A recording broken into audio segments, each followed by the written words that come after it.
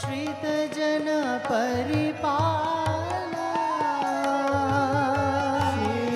श्रीनिकेतन श्रीनिवास श्रितजन परिपाला श्रीनिकेतन श्रीनिवास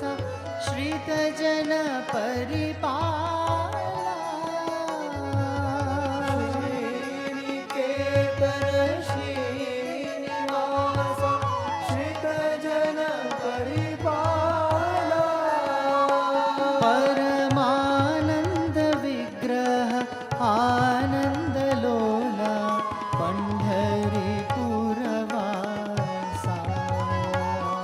परमानंद विग्रह आनंद लोला पंढरीपुरवासा परमानंद विग्रह आनंद लोला पंढरीपुरवासा परमानंद विग्रह आनंद लोला पंढरीपुरवासा जयपतिपुरी वासा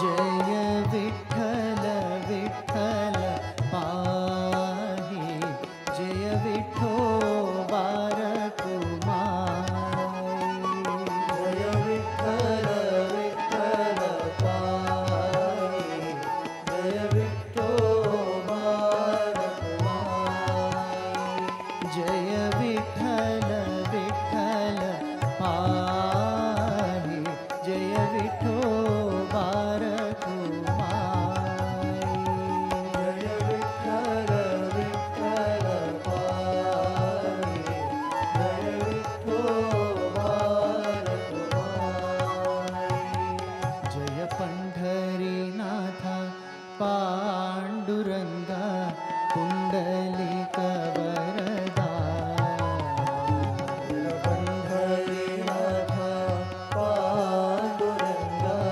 पुंडलिक वरदा जयपति पुरीशा पावन नामा प्रशांति साईशा जयपति पुरीशा पावन नामा प्रशांति साईशा जय विठ्ठल विठ्ठल पाहि जय विठोबार कुमारी जय विठ्ठल विठ्ठल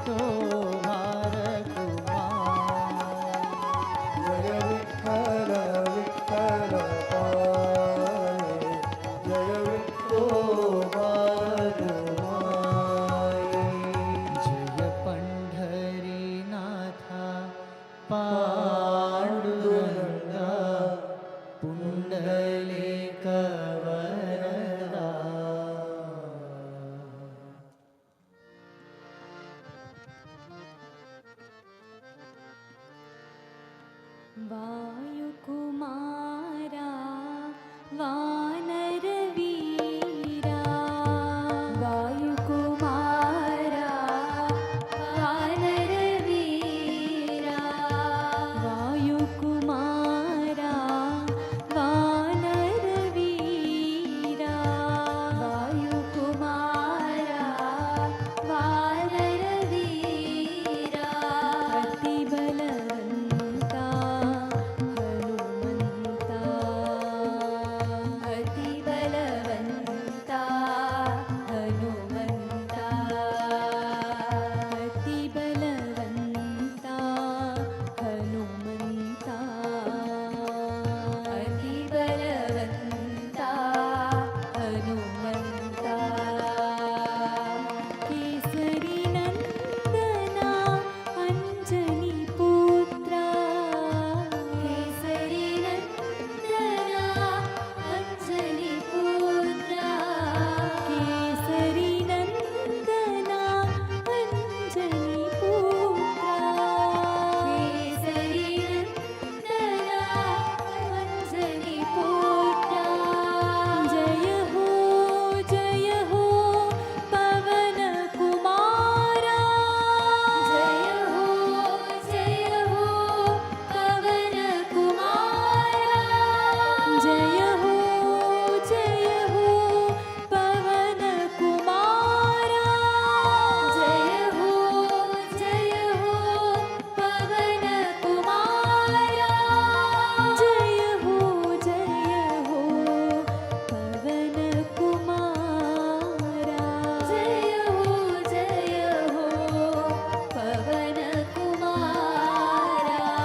जय हो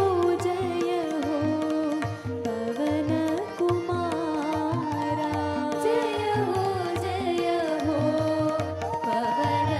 पवनकुमारा वायुकुमारा वानरवीरा वायुकुमारा वानरवीरा अतिबलवन्ता हनुमन्ता अतिबलवन्ता हनुमन्ता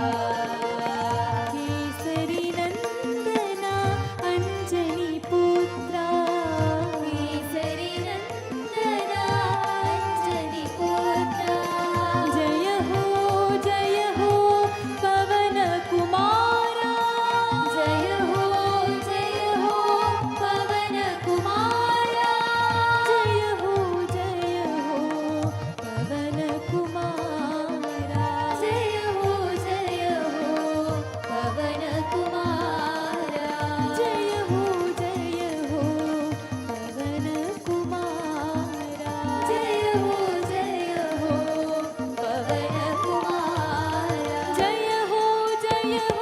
पवनकुमारा जय हो पवनकुमारा जय हो पवनकुमारा जय हो पवनकुमारा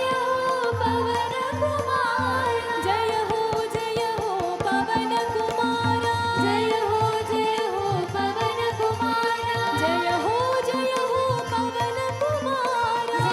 पवनकुमारा जय हो पवनकुमारा जय हो पवनकुमारा जय हो पवनकुमारा वायुकुमारा वानरवीरा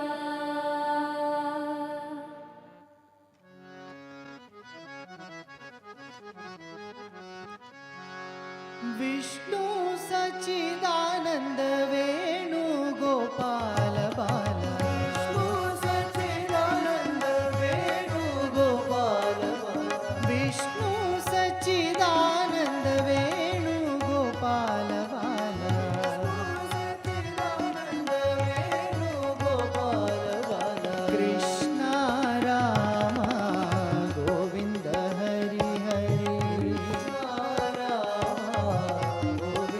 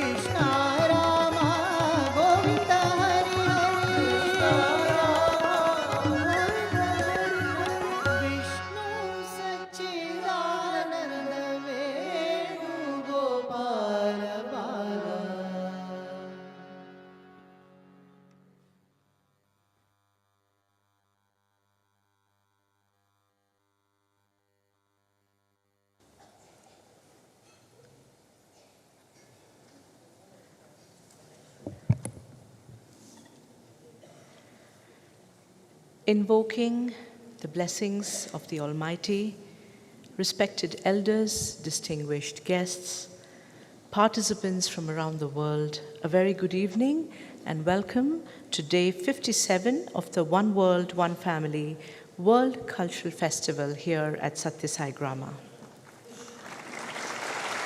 At the very outset, on behalf of all of us gathered here, we extend a very hearty welcome to Mr. Injeti Srinivas, Chairperson, National Stock Exchange. He's also the founding chairperson of International Financial Services Center Authority.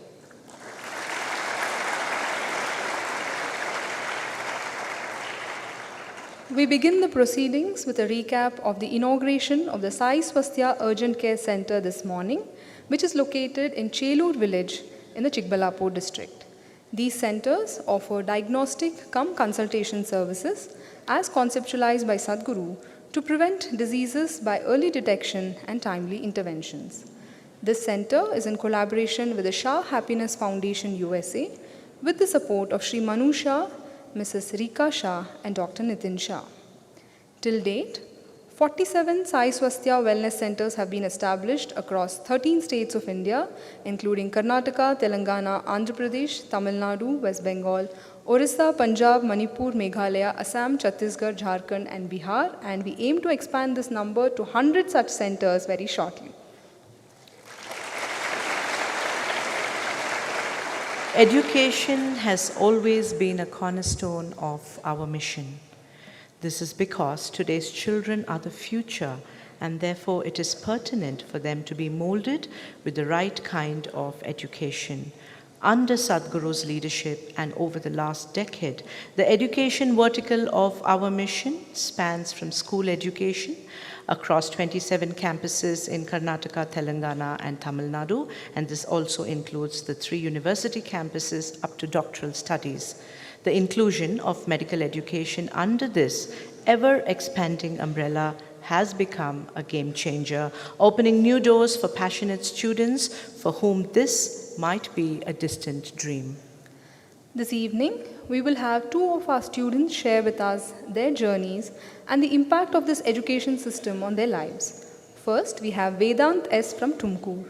He joined the Sri Sathya Sai Karunya Niketanam campus for his grade 8 and is currently studying in the senior secondary section here at Muddenahalli campus.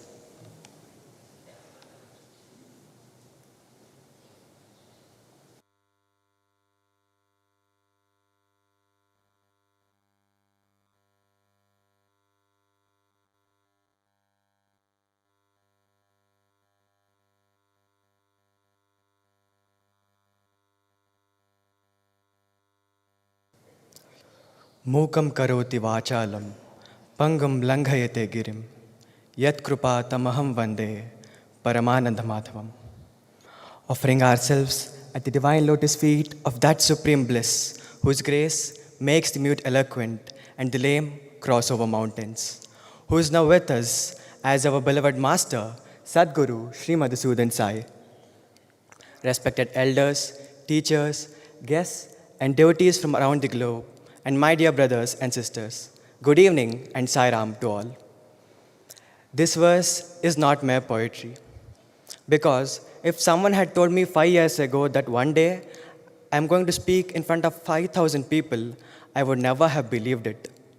But today, I speak not with fear, but with faith.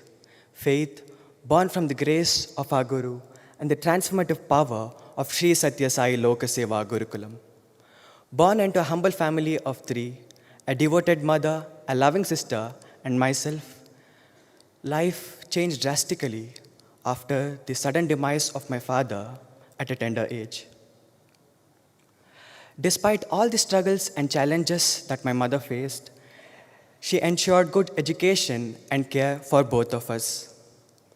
But for years, dependence was on people, but today, it is on Swami and Swami alone.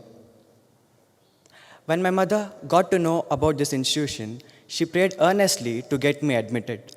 And by Swami's grace, admission was granted to Sri Sathya Sai Karunya Niketanam, Tumkur Gurukulam, a blessing in disguise which eased financial burdens and opened new doors. A boy who was very shy and silent emerged a student, exposed to various activities, including sports, music, culture, scriptural knowledge, all because of Swami's unseen hands. Later, at Sri Sathya Sai Satyaneketanam, Hasan Gurukulam, the bond between my brothers got deepened and the understanding about Swami's mission became more clearer. Elders like Kamatarna inspired a sense of deep devotion into our hearts.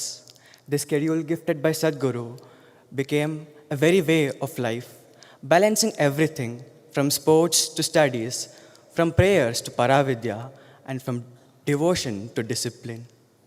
This schedule is not only teaching us how to live, but is teaching us to manage our time, care for others, stay spiritually connected, and yet excel in our studies. Truly, this is a schedule divinely designed for God's students. Initially, my mother thought that only some services over here were offered free and some others were charged. But after a week-long service here at the hospital, my mother realized that everything was being given completely free of cost to all those who needed it, from consultation to surgery. After seeing the kind of impact that this hospital is bringing into the lives of thousands of patients, she told me that she felt amazing seeing the kind of impact that this hospital is bringing through Swami's love in action.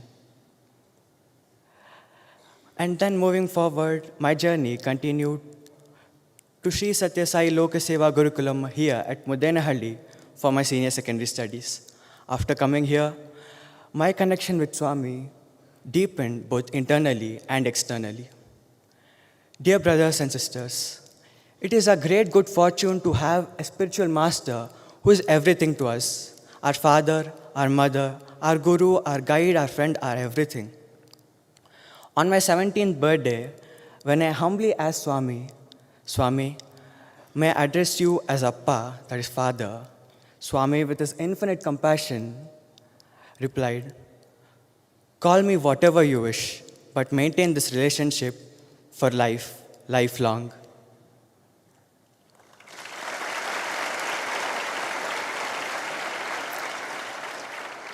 This sentence from Swami reaffirmed my belief that Swami is and will always be with us, guiding, protecting, and loving us unconditionally. The greatest gift that we are receiving here is the knowledge of Paravidya.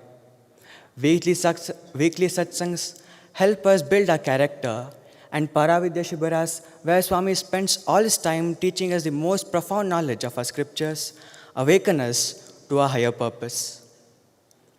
All these years, my spiritual sadhana would almost end at Shravanam, but because of the inspiration that Swami gives us, now it is continuing through Mananam, deep contemplation, and Nididhyasanam, putting it into practice.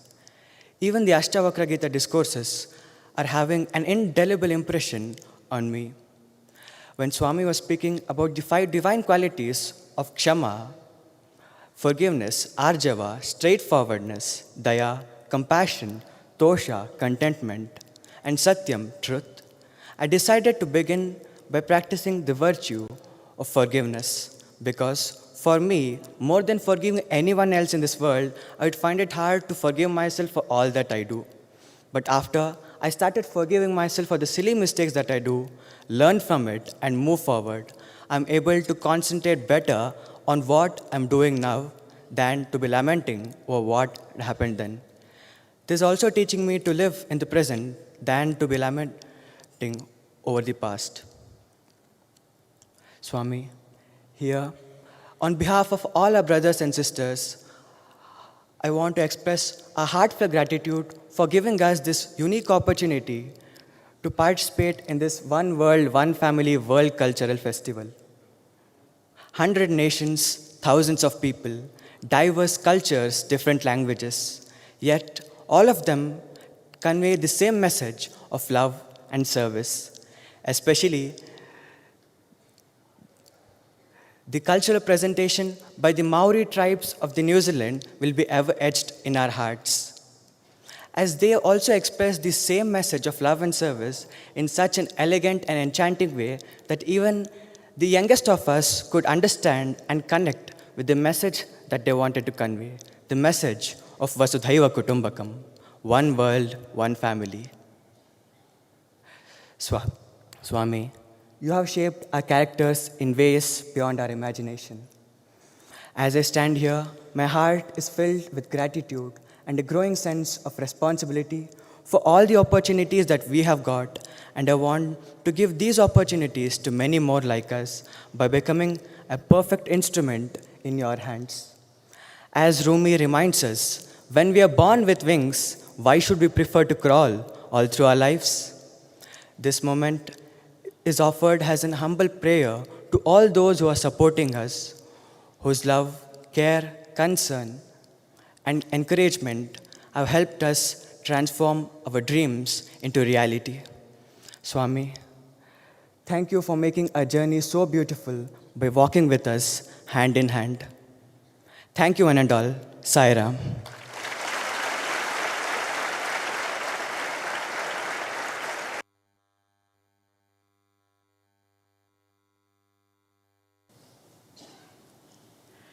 Next, we have Dr. Daiva Kumar, who hails from a village in the Ramanagara district in Karnataka. He completed his undergraduation from MVJ Medical College and has joined the DNB program at the Sri Madhusudan Sai Institute of Medical Sciences and Research in the Department of Radio Diagnosis. Dr. Daiva Kumar.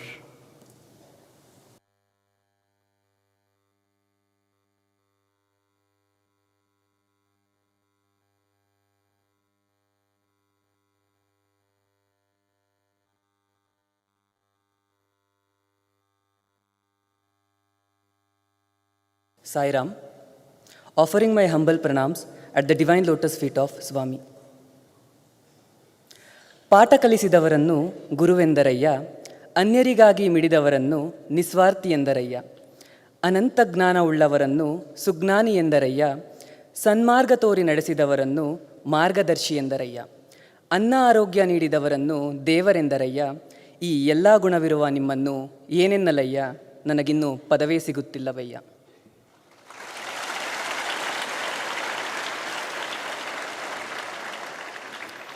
Respected dignitaries, esteemed elders, and my dear friends, a very good evening to one and all. For the past 8 months, I had been eagerly waiting just to receive a glimpse from Sadguru. Today, it's truly my privilege to share the transformation I have experienced after joining this sacred institute in front of Sadguru. I was born into a farmer's family in a small village of Ramanagara district, Karnataka. I completed my schooling in a rural school and passed out with 94%. Later, I pursued my pre-university in Bangalore and secured 97%. I then completed my MBBS at MVJ Medical College and Research Hospital, Bangalore, graduating with several distinctions. I am proud to be the first doctor in my family and also the first from my village. After my MBBS, I worked tirelessly 3 shifts a day across 3 hospitals, not only to clear my education loan, but also to support my family. Initially, I had no plans of pursuing post-graduation. However, after 6 months of working in a corporate hospital, I realized the immense value of specialization. I then began preparing for NEET PG and also for UPSC examinations, continuing my hospital duties. By the divine grace, I secured an All India rank of 7,000 out of 2.3 lakhs candidates. In the first round of All India counselling,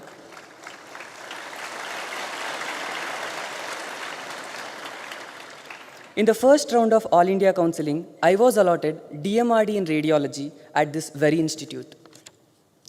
When I first visited this hospital, I observed something very unique. Unlike most hospitals, there was no peculiar smell, no spills on the floor, no billing counters, and no patients were burdened by hospital expenses. Instead, I saw Sevadals who guiding the patients, cleanliness maintained despite heavy patient load, and happy healing faces leaving the hospital. I immediately felt a desire to be a part of this sacred institution. It was during that period that I was blessed to know of Bhagavan Sri Sathya Sai Baba and Satguru. However, I was still waiting for an MD seat through Karnataka State Counseling. In the meantime, in the second round of All India Counseling, I was allotted DMRD Radiology in Hyderabad, but the corporate environment there did not appeal to me. I prayed to Bhagavan, asking that even if I do not get an MD seat, may I at least be brought back to Muddenahalli.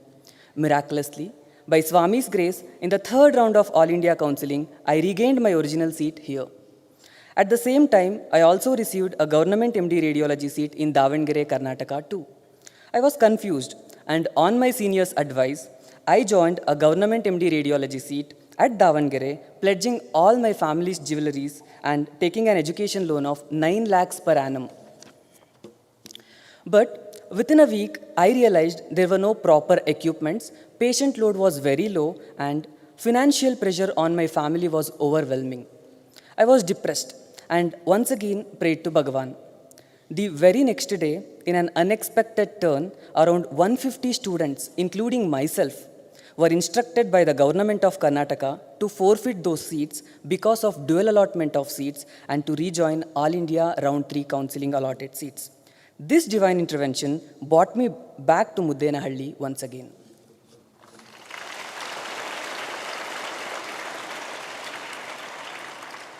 During our orientation program, Dr. Raghupati sir told us, "You did not choose this institute. Bhagavan himself has chosen you to be here."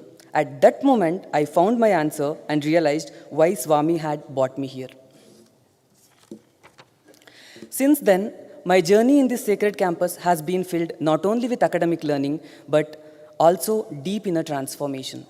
When I began attending satsangs and listening to the words of Swami, I gradually started noticing a profound change within myself and in the way I approached life. Before coming here, my mind was restless, filled with questions and doubts.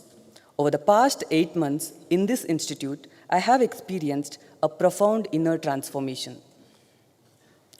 From confusion to clarity, my mind became calmer and more focused. From insecurity to confidence, I discovered faith in myself and in the divine plan. From restlessness to peace, meditation and self-discipline helped me cultivate stillness. From ego to humility, I learned to let go of I, me, mine, and open my heart to others.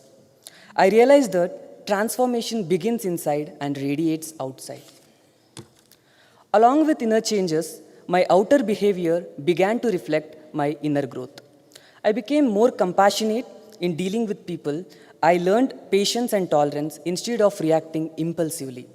Discipline entered my daily life, whether in speech, habits, or study.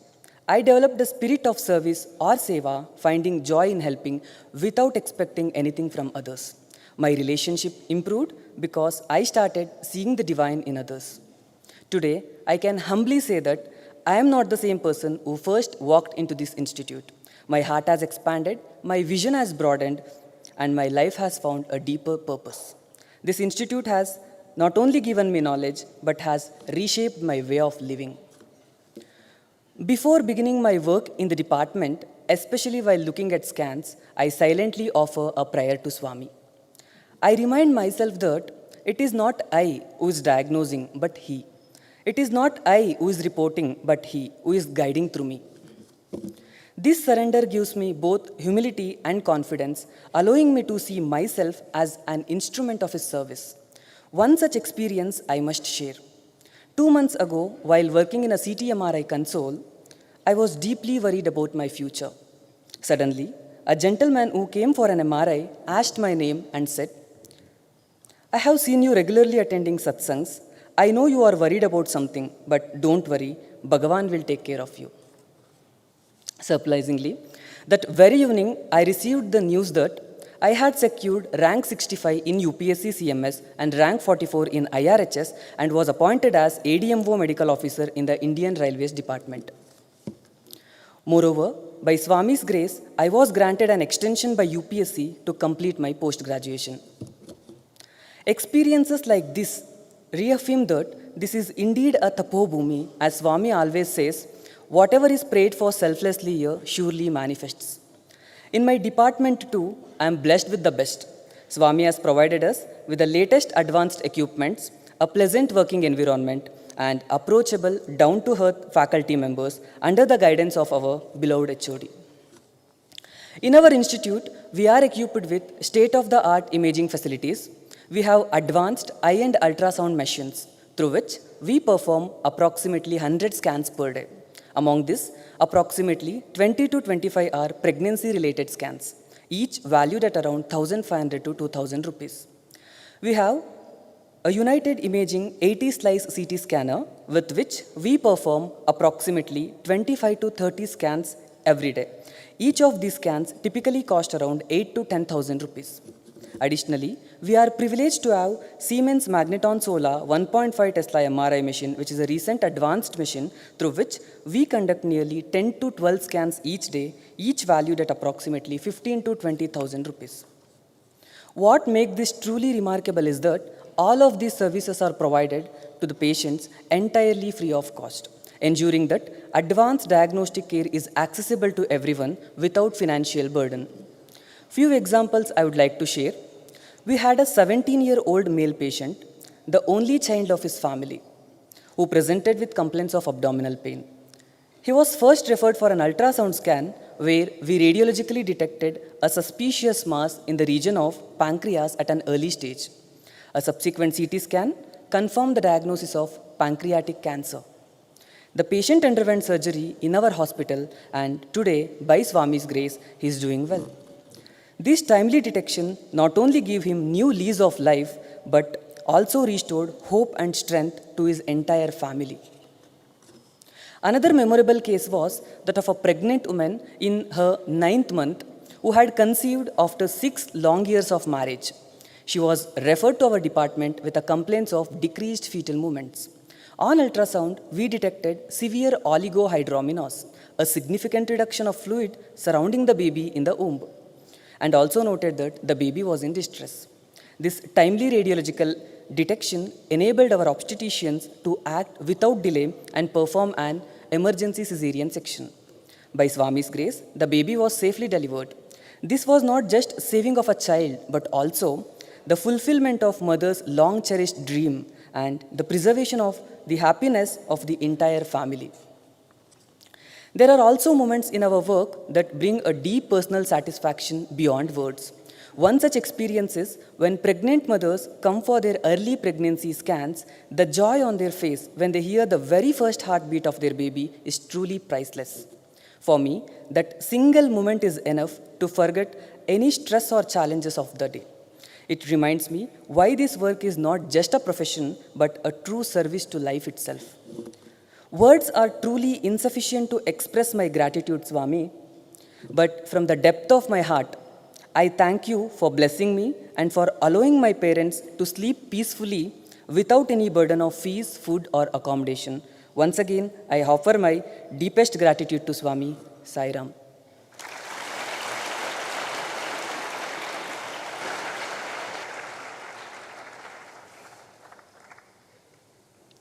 Thank you, Dr. Daivakumar. The One World, One Family World Cultural Festival is a platform where we recognize and celebrate individuals who have been changemakers in various fields of service. We honor those who have exemplified the values of honesty, integrity, and work ethics through their leadership roles.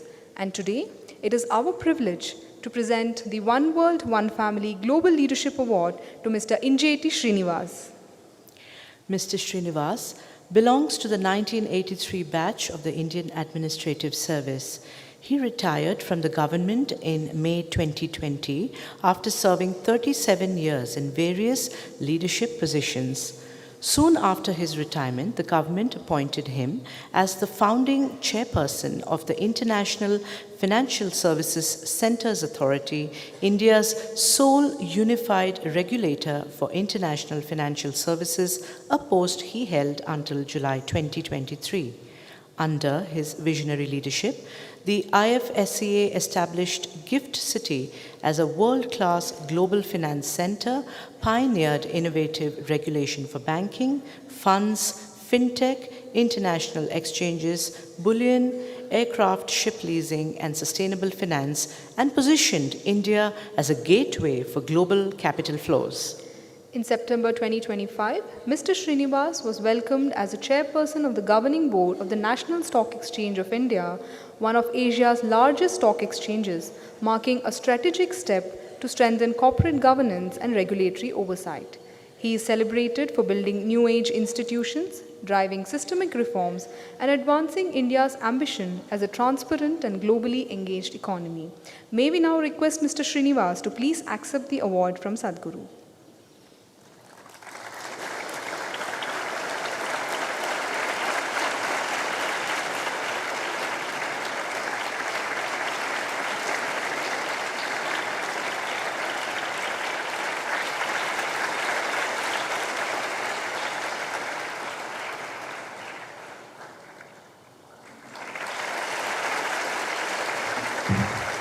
We request Mr. Srinivas for his acceptance speech, please.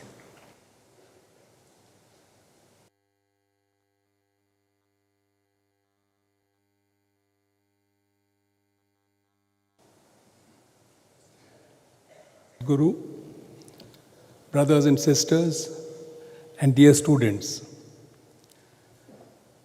I am truly overwhelmed today and feel hugely honored and privileged, and above all, supremely blessed to receive this recognition from none other than Sadhguru.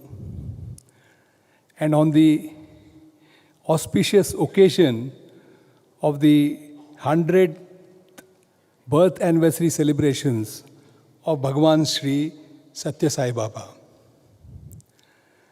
This is my first visit here. I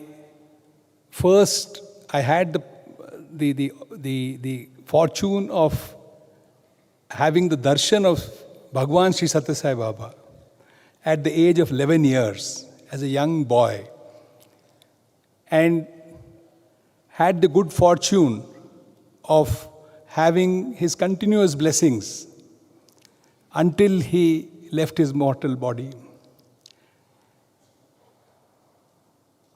All through, I saw that Bhagwan had very simple message for his devotees: be good and do good, love all and serve all. I always took that as the mantra to conduct myself during my 40 years of public service. And if I may take this opportunity to share some of my personal experiences with Sai Baba and how I feel after coming here. When I first saw Sai Baba, my parents were devotees. As a young schoolboy, I was very curious that what is these miracles which Baba is performing,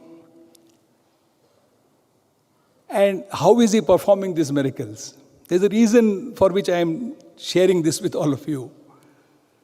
So after a half an hour wait, Swami arrived. He looked at me and he said that, I want to give you something. I said, Baba, I am blessed, please do that. So he lifted his sleeve, because my doubt was, how is Baba materializing? He lifted his sleeve, and I have never seen that on any other occasion till here, and showed his hand to me and said, do you find anything? I was shell-shocked. Why was he doing that? And I had nothing I could say. And then Baba did not materialize in the typical way he materializes. He just put his palm under like this, in front of me, and materialized a ring, and then put it on my finger. And he said, look, Baba's silversmith knows your finger size also.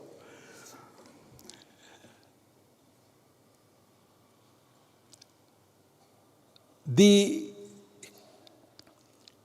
sort of faith, belief, inspiration one derived from him, from the association with him, was the driving force throughout my life and a touchstone on what to do and what not to do.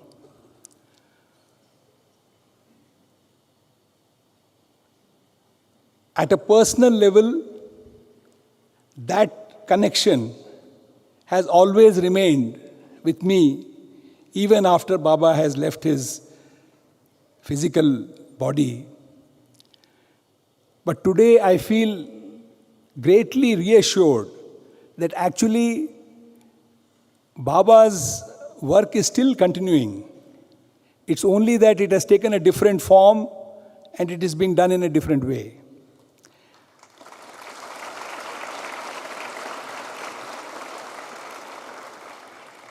I think it is humanly impossible for anybody to create this sort of institution and have this sort of impact across the world in just about 10 years.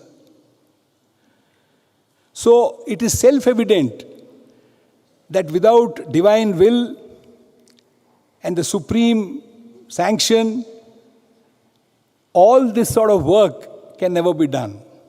We are very fortunate that Swami has decided to continue his work in a new form and in a way that is more relevant to the current times. Because things are changing. Now we are becoming increasingly high-tech. Things will change, priorities will change. But the philosophy that love all and serve all is a universal philosophy. It will always remain. So I don't want to take more time of all of you. I'm sure you would be waiting for Sadhguru's speech. But I am truly overwhelmed and want to express my deep gratitude and accept this recognition with humility and supreme satisfaction. And I dedicate this to the lotus feet of Bhagwan. Thank you.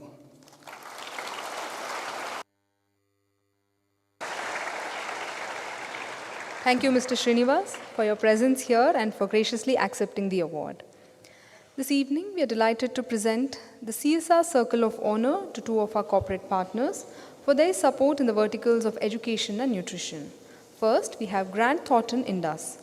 Grant Thornton Indus, comprising GTUS Service Center and GTUS Knowledge and Capability Center, serves as a shared services hub supporting the operations of GT LLP, the US member firm of Grant Thornton International Limited. Since its establishment in 2012, Grant Thornton Indus has brought together professionals across diverse domains, including tax, audit, advisory, and key operational functions. Through its initiatives, Grant Thornton Indus has been supporting the school education of our Gurukulam students for the last 4 years, since 2022, through the Each One Educate One scholarship program. Representing Grant Thornton Indus this evening, we have Mr. Deepak Das, and may we please invite him on stage to receive this honor.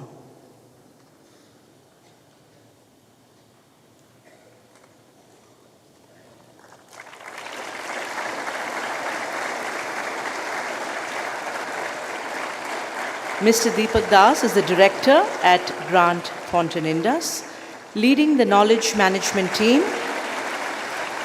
Beyond his core role, Mr. Deepak champions the firm's corporate social responsibility and ESG initiatives.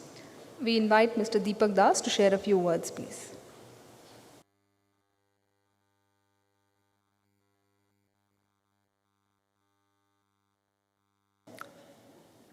My gratitude to Sri Madhusudan Sai, distinguished guests, fellow colleagues, and dear students. On behalf of my entire team at Grant Thornton Indus, I am deeply honored to accept this recognition. My heartfelt thanks to each one Educate One for their partnership and for this meaningful collaboration. Each time I visit this divine place, I leave with a renewed sense of gratitude and deep inspiration from its philosophy of selfless service. At Grant Thornton, one of the leading professional services firms in the US, we are proudly challenging conventions and redefining how professional services are delivered. But as we disrupt the industry, we too are being disrupted, especially by the transformative power of artificial intelligence. Sir touched upon it a few minutes back. When I speak to experts working in the field of AI and ask them, what should humans focus on? I often get one simple answer: be unapologetically human. And for me, Sathya Sai Grama embodies exactly what that means. This place reminds us that to be unapologetically human is to lead with compassion, humility, and purpose. It is to serve selflessly, just as the students here do every single day. We at Grant Thornton are privileged to be part of your journey as your CSR partner and as humble contributors to a noble cause that uplifts life through education and opportunity. Our CSR philosophy rests on 3 pillars: education, environment, and employability. And through our partnership with Each One Educate One, we are striving to empower students from rural areas and open pathways to a brighter, more equitable future. Thank you once again for this honor. We are proud of what we have built together and look forward to continuing this journey of impact and purpose. Thank you so much.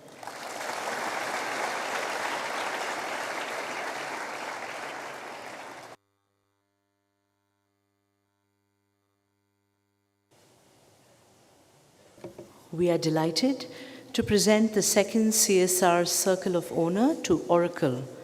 Oracle is an American multinational technology company headquartered in Austin, Texas. It is a global leader in cloud technology, enterprise software, and database management systems, empowering businesses and governments to operate more efficiently and innovatively.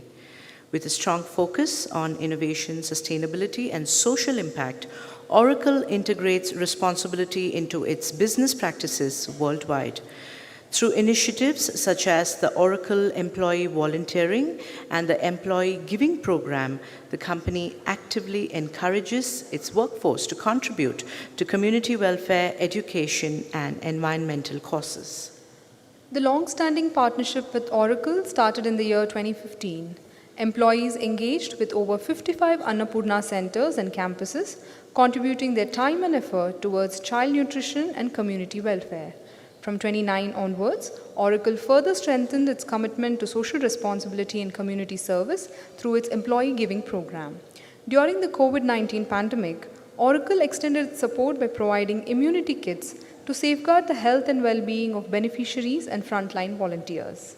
We are blessed to have trustees in both Annapurna Trust and the Prashanti Balamandira Trust, who were formerly with Oracle and are now an integral part of the One World, One Family mission. Representing, we have today Mr. Sathya Lanka, who's the Vice President at Oracle's Customer Success Services Global Service Center. In his role, he leads the cloud, ERP, and supply chain practice, supporting customers in North America to maximize value from Oracle's cloud technologies. May we now invite Mr. Sathya Lanka on stage to receive the award. We also have Mr. Shrikantapura, the Senior Vice President at Oracle, who's leading Oracle's Global Services Center in India. Under his leadership, the team focuses on implementing Oracle's products and technologies for customers across the globe.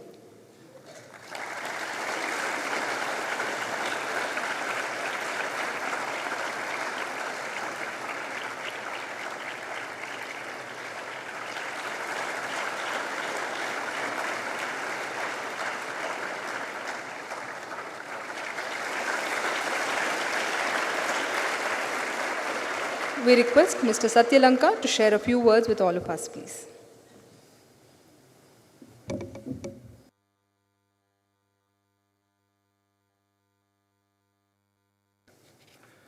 Sadhguru, respected elders, distinguished guests, brothers and sisters, and dear students, a very good evening to everyone.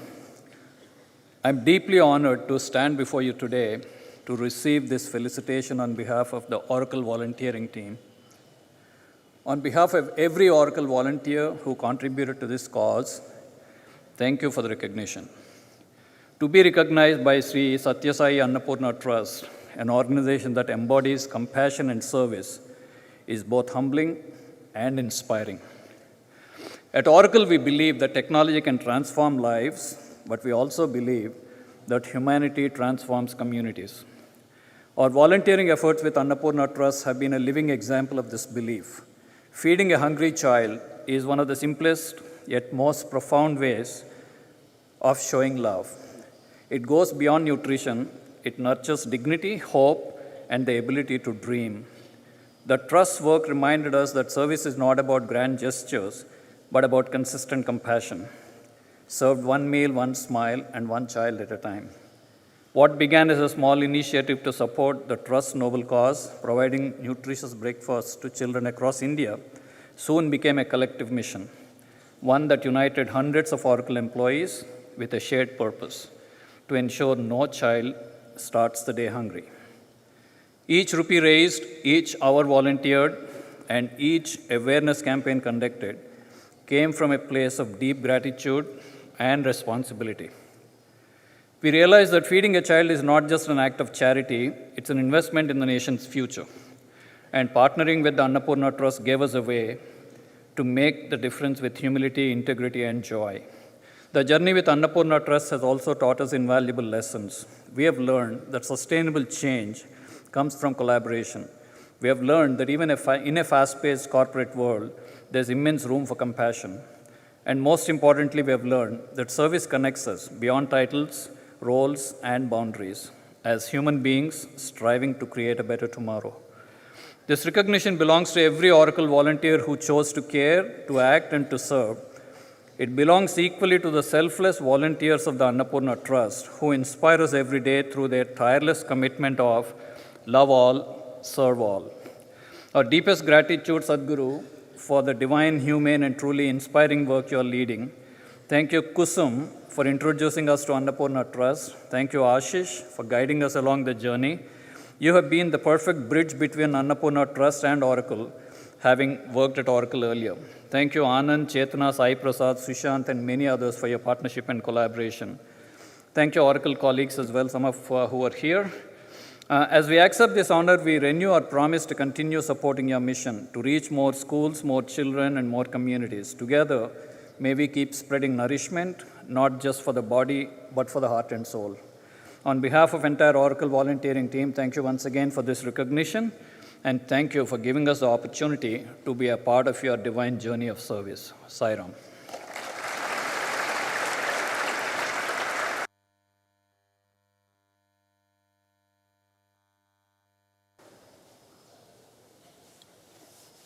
Now, let us turn our focus to celebrate and honor two nations on day 57 of the One World, One Family World Cultural Festival, the People's Republic of China and Hong Kong, a special administrative region of China. China, an ancient civilization and a modern global leader, stands as one of humanity's greatest sources of wisdom, creativity, and innovation. It is a land where spiritual depth meets dynamic progress. Our cultural ties date back to the 5th century, where Bodhidharma propagated Buddhism and the Shaolin Kung Fu to China. Huinsang, the famed Chinese scholar and traveler, was patronized in the court of King Harshavardhan. Hong Kong, a special administrative region of the People's Republic of China, is a vibrant meeting point of the East and the West, where rich Chinese heritage and global cosmopolitan culture coexist in inspiring harmony. The nation is renowned for its iconic skyscrapers, business hub line, thriving harbors, and the spirit of enterprise. Beyond its economic prominence, it is a cultural crossroad where art, tradition, and modern creativity thrive side by side. This evening, we are delighted to present the One World, One Family Global Humanitarian Award in the field of women and child welfare to Ms. Ellie Fu Ganei from Hong Kong. Ms. Ellie is the founder of the J-Life Foundation in Hong Kong, a remarkable initiative born from her own journey of resilience and compassion. Having once faced extreme poverty herself, she transformed her personal challenges into a lifelong mission to uplift others.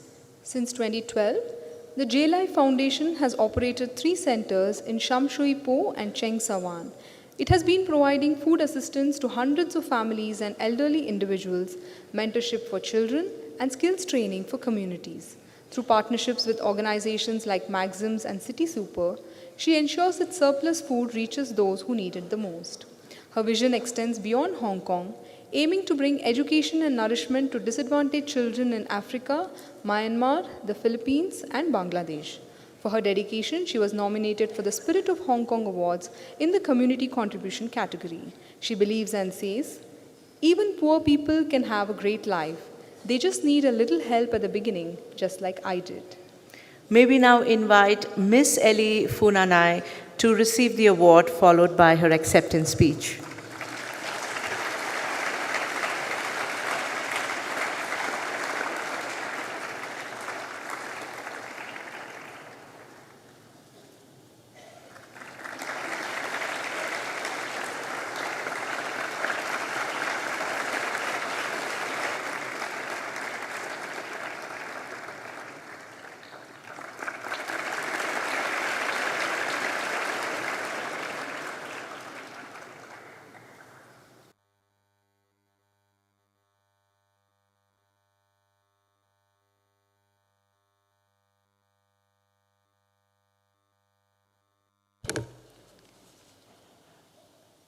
Good afternoon, dear brother and sister.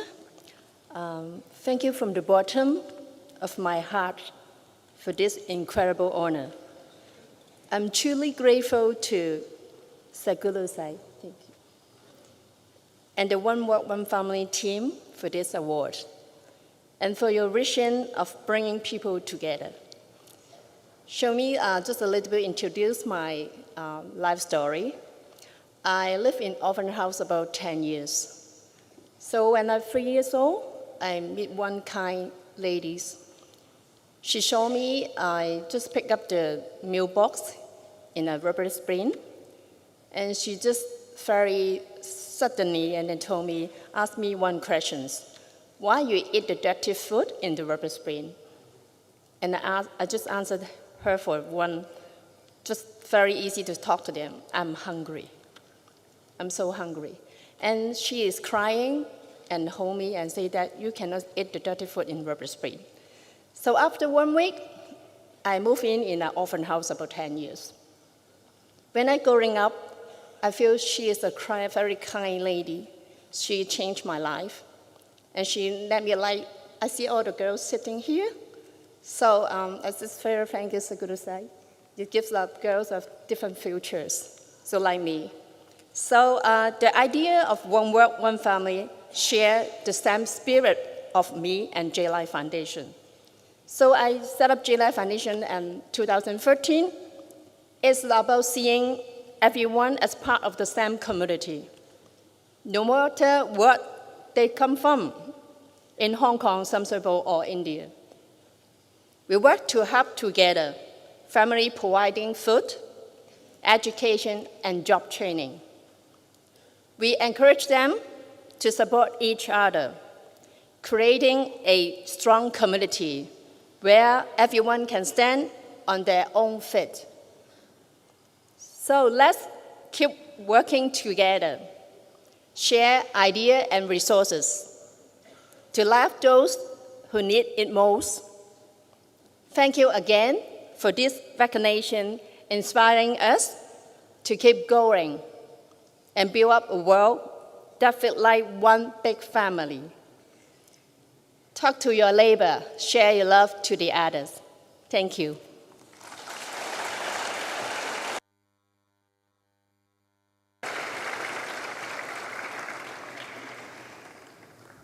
India and China, two of the world's oldest civilizations, have nurtured profound wisdom and culture for millennia.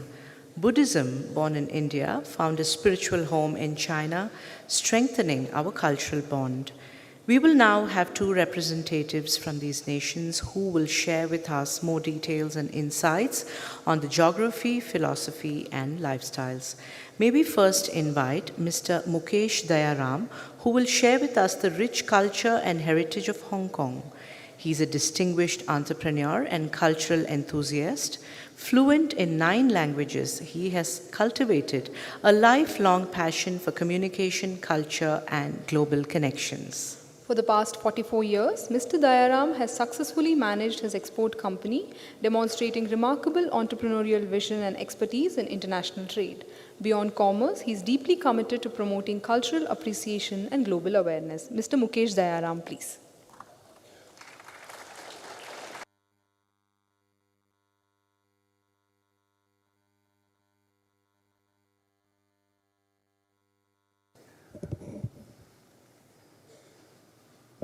Lehoma. With gratitude to Sadhguru Sri Madhusudan Sai, we are delighted to be part of the One World, One Family World Cultural Festival. Hong Kong is also known as Special Administrative Region of the People's Republic of China. It is located in East Asia on the southern coast of China, facing the South China Sea and bordering Guangdong province. It is a global financial hub and vibrant city known for blending modern skyscrapers with traditional temples, bustling street markets, and a deep harbor. Hong Kong has a population of about 7.5 million people. As a special administrative region of China, Hong Kong itself serves as the capital, with Hong Kong Island as its historic and administrative core. Hong Kong has a subtropical climate, with hot and humid summers, mild and dry winters, and frequent typhoons during the summer and early autumn. The currency we use in Hong Kong is Hong Kong dollar. 1 Hong Kong dollar is equivalent to 11.41 Indian rupees. The main languages spoken are Cantonese and English. Victoria Peak offers sweeping views of Hong Kong's skyline. Victoria Harbour and nearby islands making it one of the city's most popular attractions. Running for over a century, the Star Ferry is a symbol of daily life, carrying passengers across Victoria Harbour with stunning views of the city. This bustling night market is filled with food, music, and stalls capturing the vibrant energy of Hong Kong's culture and community.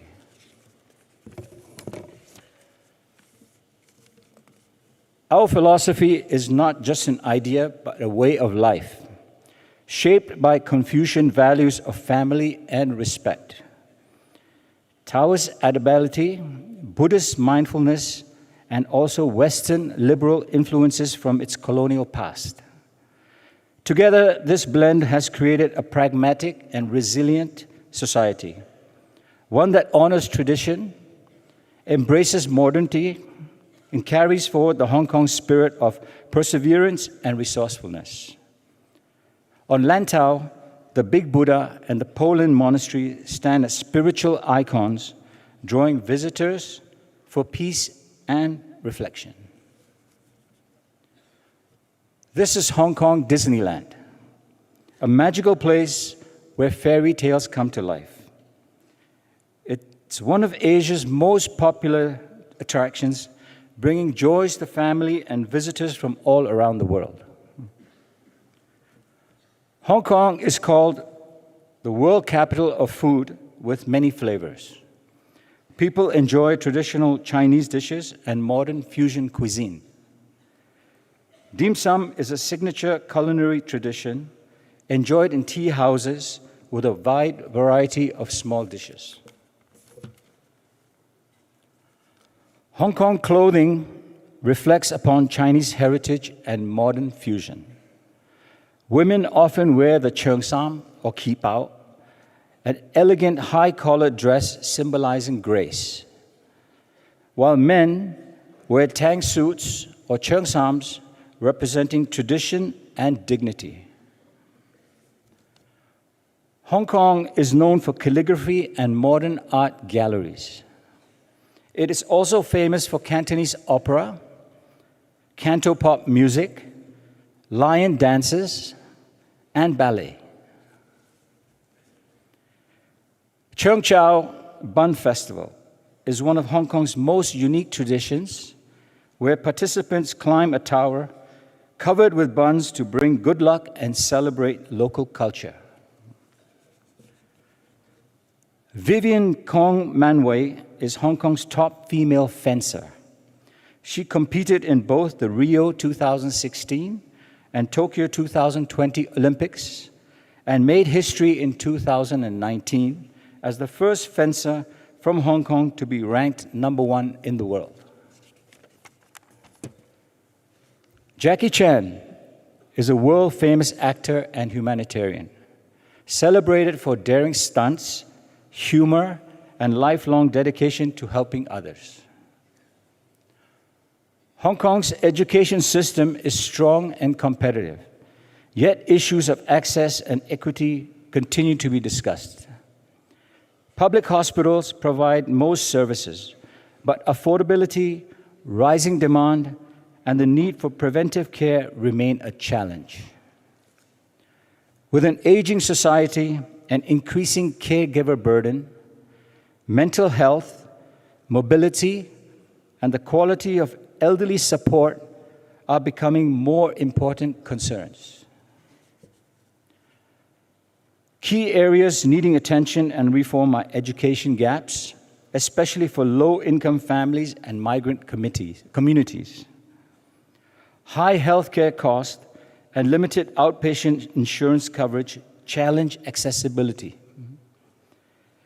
Elderly frailty, caregiver shortages, and gaps in end-of-life care highlight growing social care needs.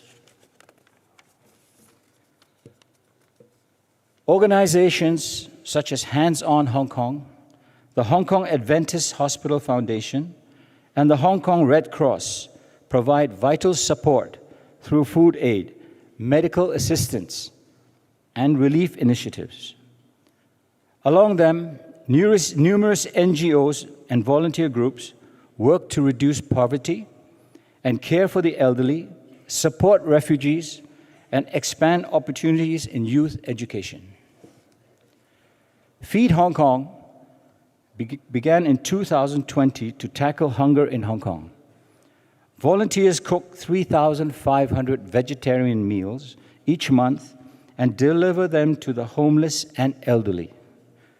The kitchen operates 3 days a week in Tsim Sha Tsui and runs fully on volunteer effort and donations. Through strong community partnerships, Feed Hong Kong continues to serve with love and compassion. Hong Kong shares the message of dignity, compassion, and unity. We join our hands with the world as one world, one family. Thank you.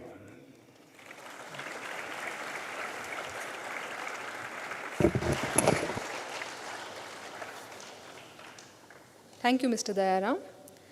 Next, presenting the cultural heritage of China is Ms. Yi Wen Chen. Born in Shanghai, Ms. Chen, fondly known as Jessica, has over 15 years of experience in corporate banking and a strong background in marketing and communications. She has recently chosen to devote her life to service and spirituality. Transitioning from the corporate world, she is a part of the Heart of Love Foundation, which is the One World, One Family Australia chapter. She's actively involved in Sadhguru's global mission by assisting with the values education books for China and coordinating with all the school teachers. Ms. Chen.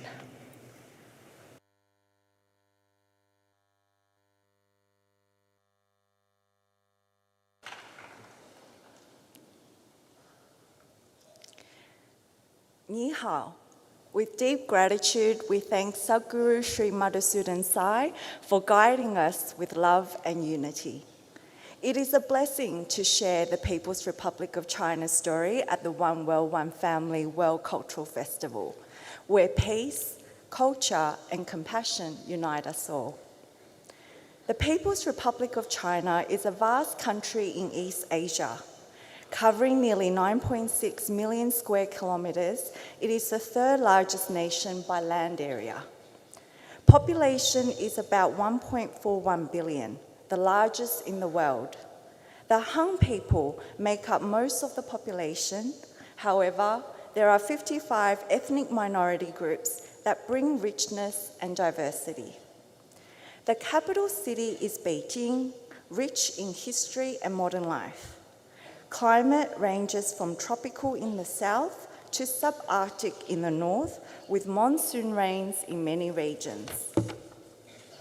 The national currency is the renminbi, yuan. 1 Chinese yuan is equal to 12.42 Indian rupees. The official language is Mandarin Chinese, though many regional languages and dialects are spoken.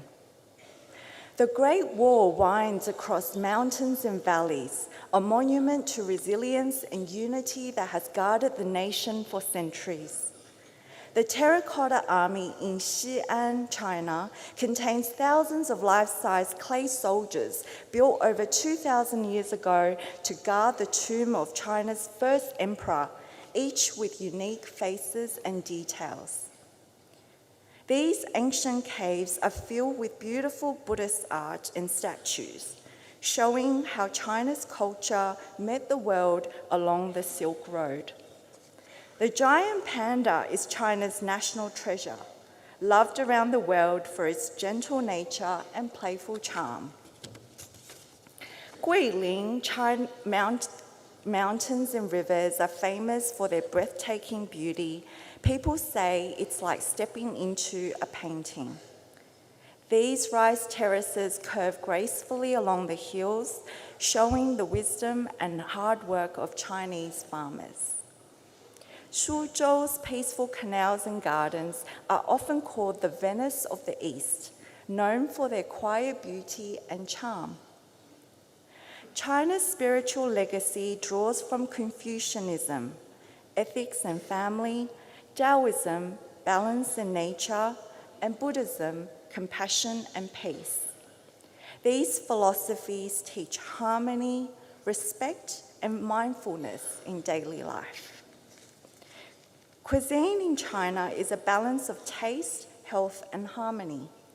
Rice, noodles, dumplings, vegetables, and tofu form the everyday diet, prepared with respect for yin and yang balance. These peppercorns give Chinese food its famous tingling spice, adding bold flavour and a little numbing kick to every bite.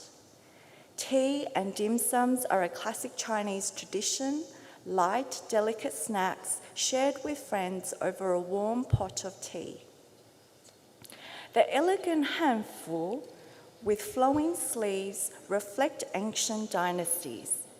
In southern regions, lighter fabrics suit humidity, while northern clothing is thicker for winter. Arts include calligraphy, ink painting, porcelain, martial arts, and poetry. Music features traditional instruments like the guzheng and erhu, with lively operas like Peking Opera. Major festivals include Spring Festival, Chinese New Year, Dragon Boat Festival, and the Mid-Autumn Festival. Folk dances, lion dances, and temple fairs bring communities together. Mo Yan is a Nobel Prize-winning writer whose stories beautifully weave together Chinese folklore, history, and imagination. Tu Youyou, also a Nobel Prize winner, is a brilliant scientist who discovered a medicine that has saved millions of lives from malaria. Urban obesity is rising, while rural areas face undernutrition and child stunting. Coverage for healthcare is broad, but rural areas lack specialists and modern equipment. We have high literacy rates, but teacher shortages and digital gaps remain in remote regions. Government programs strengthen rural healthcare, elderly care, and education access. Policies aim to reduce pollution and environmental health risks. Cultural heritage is preserved through national festivals and UNESCO site protection. Local NGOs provide medical outreach, heritage preservation, and environmental projects. International partnerships share knowledge on education and sustainability. Communities unite to help during floods, earthquakes, and social challenges. From the land of ancient wisdom and modern innovation, the People's Republic of China reaches out with love and unity. Guided by Sadhguru Sri Madhusudan Sai, we cherish our shared humanity and invite the world to walk together as one world, one family. 谢谢. Thank you.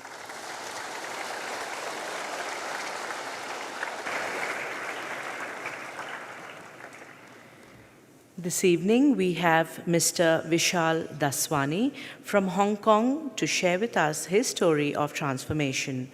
Raised in a family devoted to Baba, he was nurtured with strong values and a spirit of service. After earning his degree in information systems from the Carnegie Mellon University, he joined his family's bespoke tailoring business and now successfully manages a fabrication distribution enterprise. He's an active Rotarian, reflecting his belief in continuous growth and giving back to society. Mr. Vishal Daswani, please.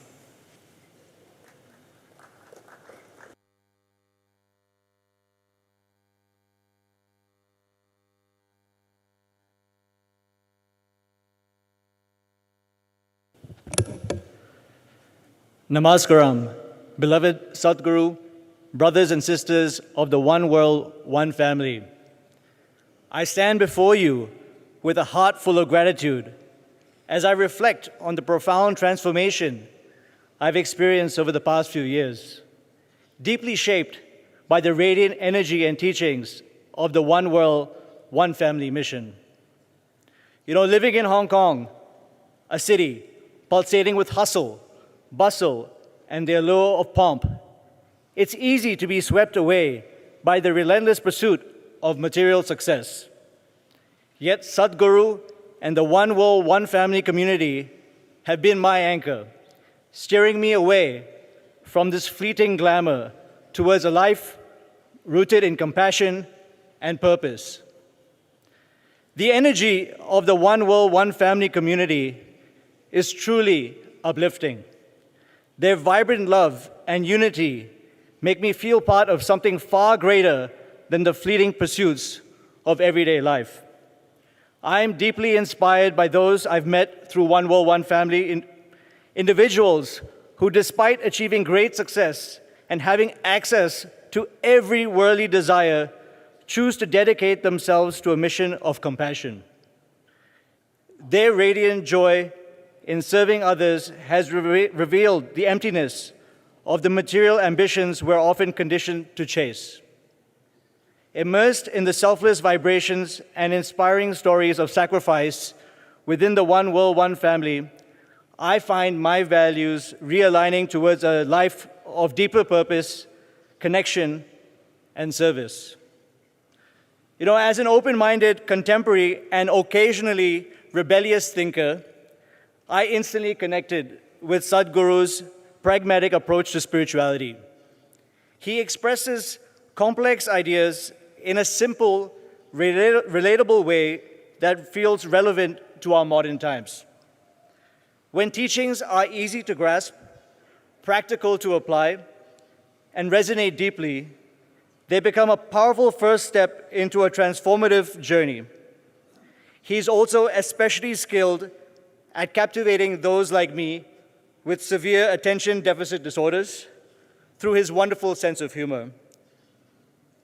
You know, Sadhguru's multiple visits to Hong Kong were pivotal stepping stones in my spiritual journey. The privilege of not only hearing his transformative discourses, but also engaging in private conversations with him sparked a shift in my consciousness. His words carried a clarity and depth that pierced through the noise of my everyday existence, urging me to look beyond superficial pursuits I once valued. One of the most life-changing moments came when Sadhguru encouraged my family to start a kitchen to feed the underprivileged in Hong Kong. This initiative has become a cornerstone of our lives, a sacred opportunity to serve consistently. It has woven service into the fabric of our lifestyle, realigning our values around compassion and infusing meaning into what sometimes felt like an empty life. Let me share a story about the kitchen that illustrates its transformative power for both adults and children. The kitchen has grown to include over 400 volunteers from all walks of life: bankers, artists, pilots, retirees, crypto degenerates, and even primary school students, many of whom have never served their community before. One volunteer, a young entrepreneur named Annie, joined us after a friend invited her, initially skeptical about giving up her precious working hours. Yet, after her first day serving meals and witnessing the gratitude in people's eyes, she returned week after week. Her enthusiasm inspired her colleagues to join, creating a ripple effect. This diverse group, united by a shared cause, has transformed mindsets, showing that service transcends backgrounds. And the kitchen's ability to provide an avenue for such unity and purpose continues to inspire us all. The collective spirit of service mirrors the personal transformation of Sadhguru's wisdom has sparked in me. Through our conversations, Sadhguru instilled in me a newfound faith that continues to guide my path. He once said, "Just help your father with all the service projects. Your father will look after my requests, and I will take care of you. Don't stress about business. Do everything with pure intentions, and everything will be taken care of." Those words were a liberation, a gentle yet powerful reminder to serve with a pure heart and trust in a supreme force to guide my way. This trust has dissolved my anxieties, filling me with a profound sense of peace as I navigate my roles as a husband, a parent, and a child to my aging parents. His guidance has shown me that when I act with pure intentions, the universe aligns to support me. I am acutely aware of my flaws and recognize that this journey of transformation is far from complete. Yes, my wife reminds me daily. I stumble at times grappling with old habits and doubts, like checking the price of Bitcoin more often than I check the time on my watch. But I am filled with gratitude, knowing that this journey now has a meaningful destination. The One World, One Family has been my GPS, guiding me through twists and turns of this path with love and clarity. My journey now is about making the right choices, choosing service over self, compassion over comfort, and I invite you all to join me. Find one small way to serve, whether through One World, One Family or in your own community, and discover how lifting others lifts your own heart. Sadhguru's wisdom and the unwavering support of my One World, One Family brothers and sisters has given me the strength to navigate this vibrant yet distracting world, and for that, I am eternally grateful. Sairam.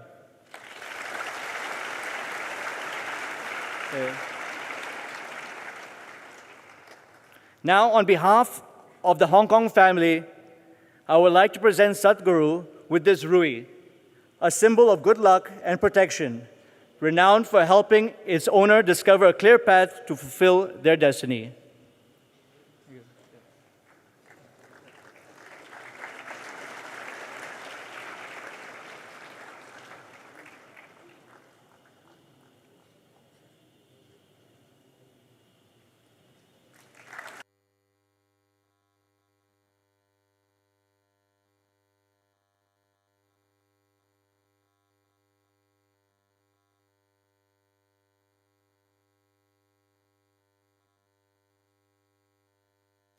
On behalf of all of us, we pray to Sadhguru to bless us all with his divine message today.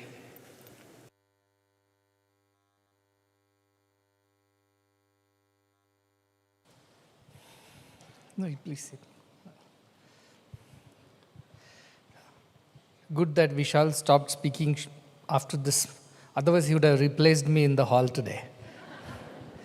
That's the risk that gurus run when they teach their disciples too much.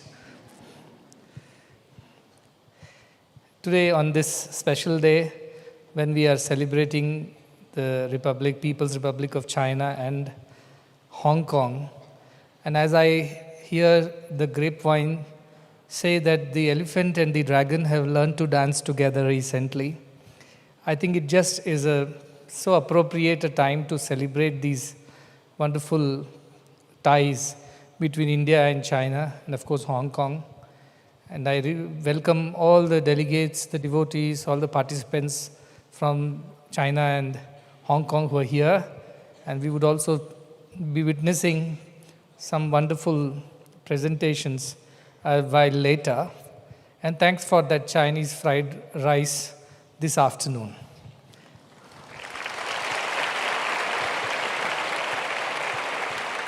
Well, I was expecting dim sum, but then it's okay. On this special occasion, I am very happy to have Mr. Injetti Srinivas with us, a pioneer in financial policy making, who has shaped many a policy for an emerging nation like ours. And his contributions throughout his public service and thereafter too will always remain immortal in the history of India's financial destiny. These are people who work tirelessly, selflessly behind the scenes to do what is needed. And that is why we are here to celebrate such leaders who have brought a new direction, a new meaning, a new purpose, not just to an individual or a community, but a whole country. So we are very happy, and once again I would like to not just congratulate but acknowledge his services to the country on this special occasion through this Global Leadership Award.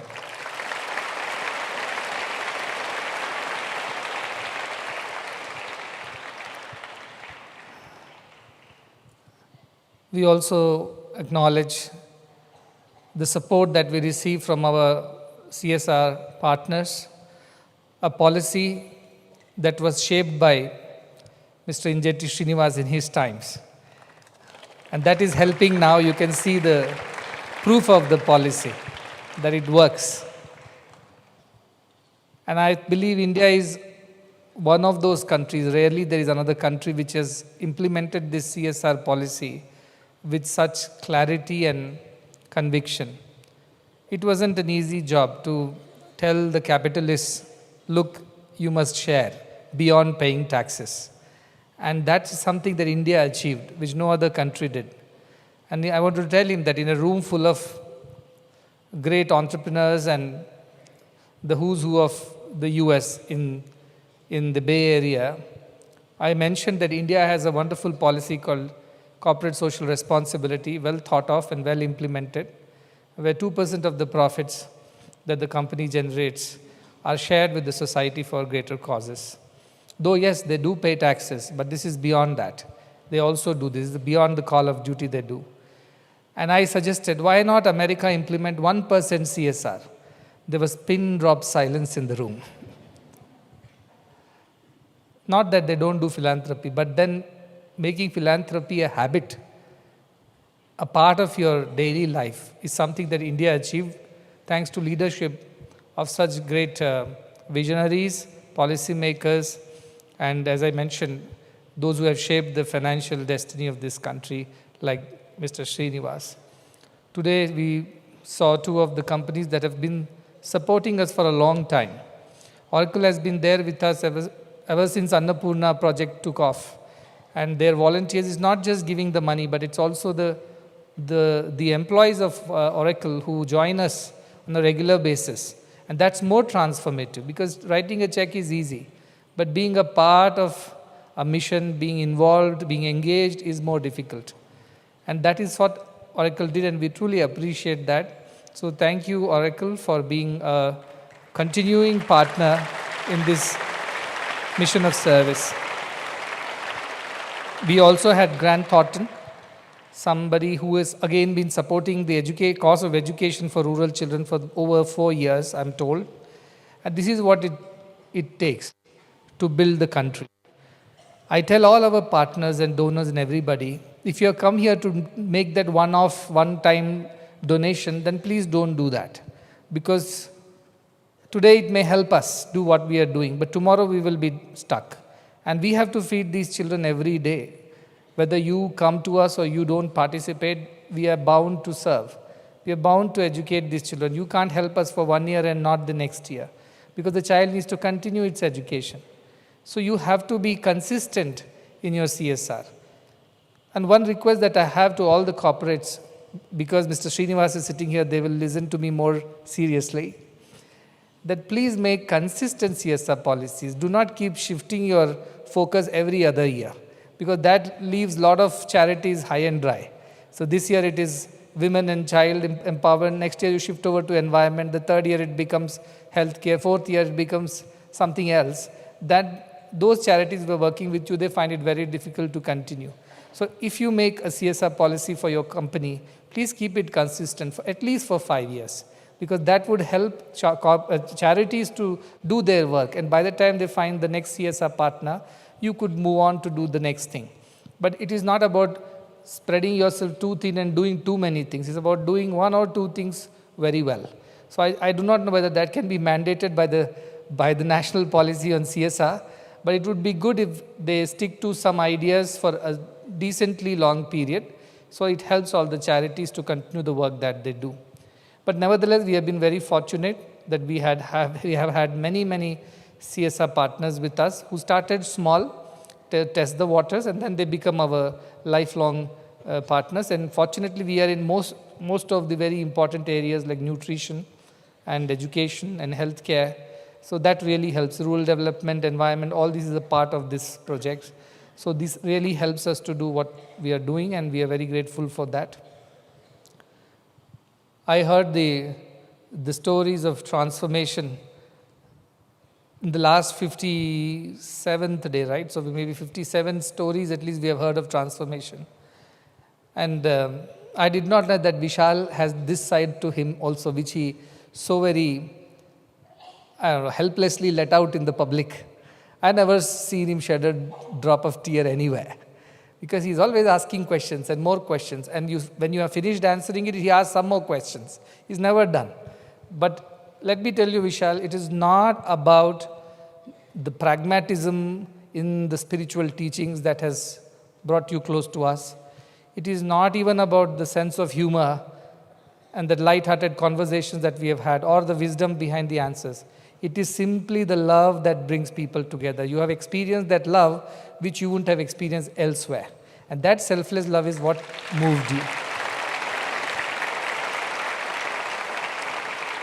That's the secret recipe. Thinking of China, I cannot but think of Kung Fu Panda. And you have seen that movie. I'm sure all our children have seen that. It's one of my favorite movies that I keep watching over and over and over again, because when we are on the flight, sometimes they're long flights, 10 hours, 12 hours, 14 hours, 18 hours. What do you do? After all the eating and all the sleeping, you're still having time on your hand. So I keep watching these animation movies mostly. And whenever I think of Kung Fu Panda, and that is the Chinese story of how this hero of a panda saves his people again and again and again. And that is how we learn. In that movie, there was a beautiful thought. I believe he's supposed to be the dragon warrior, and then there is a secret scroll in which the secret to becoming the dragon warrior is kept. And that scroll is up somewhere in their museum. And everybody wants to know what it is. And finally, there is a big fight, and they get the scroll. And after the scroll is open, what do you see in that? There is no secret. Like there is no secret to the noodle soup of his father. There was no secret to becoming a dragon warrior. It was just to believe in yourself. A great Chinese idea, a great thought. When he opens the scroll, it is just a shiny reflective piece of paper, it reflects your face. So you just get to know that you have to believe in yourself. You have to have faith in yourself to be that warrior that you are dreaming to be. What a wonderful thought. Chinese people are blessed that way with so many wonderful philosophies, from Confucianism to Buddhism, Taoism. They have followed that, and I'm sure we know of Chinese scholars who traveled all across India. They documented the history of both the countries, and it's still a part of our history books. So the idea is that these nations are always very close, except a short period when sort of people got a little greedy and then they trespassed and troubled each other. But those days, I hope they are behind us, and now we are working together as two big countries. As you see, the global south is dominated by these two countries, India and China, simply because of the kind of population and the kind of progress that these countries are showing. The world's average GDP is better because these two countries are doing very well.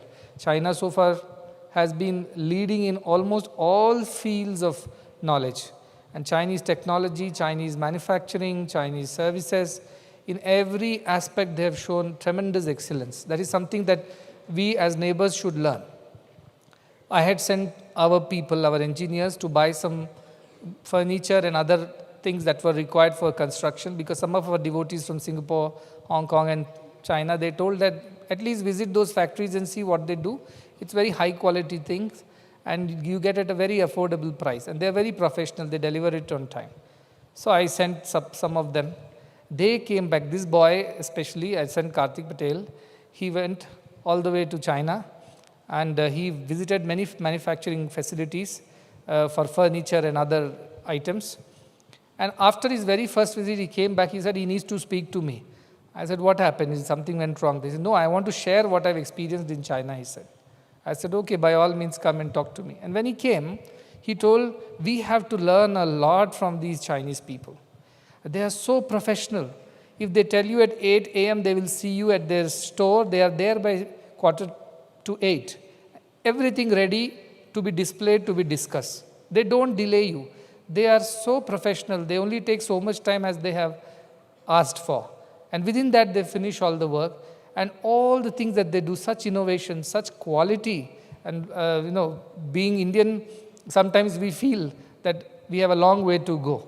Because in these matters, India's spirituality, philosophy, art, culture, heritage, none to compare it with, that's for sure. But here, in these matters of absolute professionalism and quality and excellence, I think we have lots to learn from the People's Republic of China. That is something that I really appreciate about them. They were also like us. There was famines, they had hardly anything to eat, and they went through a lot, not very, very long ago, just 70, 80 years ago. They were all in ruins. People didn't have food to eat. People did not have jobs to do. People did not know what to do with themselves. They were a poor country 100 years ago. But today, they are one of the topmost countries in the world. That is because of tremendous focus, dedication, and hard work. And all the people that Karthik came and told, they're very hardworking. They're very hardworking. If there is business to be done, they don't mind any time. It's not like they see their watch and work. They're ready anytime, anywhere. Despite language issues, despite communication problems and gaps, they still do that. And I was told, I have not been, but I was told that one of the persons who told me, not now, in 2000s, when China was really becoming a global power, the gap was English communication. And those days, it seems, even in taxis, between morning 10 to 11 or something like 1 hour, English coaching would be running on all radios, including a taxi driver's radio. They have to switch it on. It's mandatory.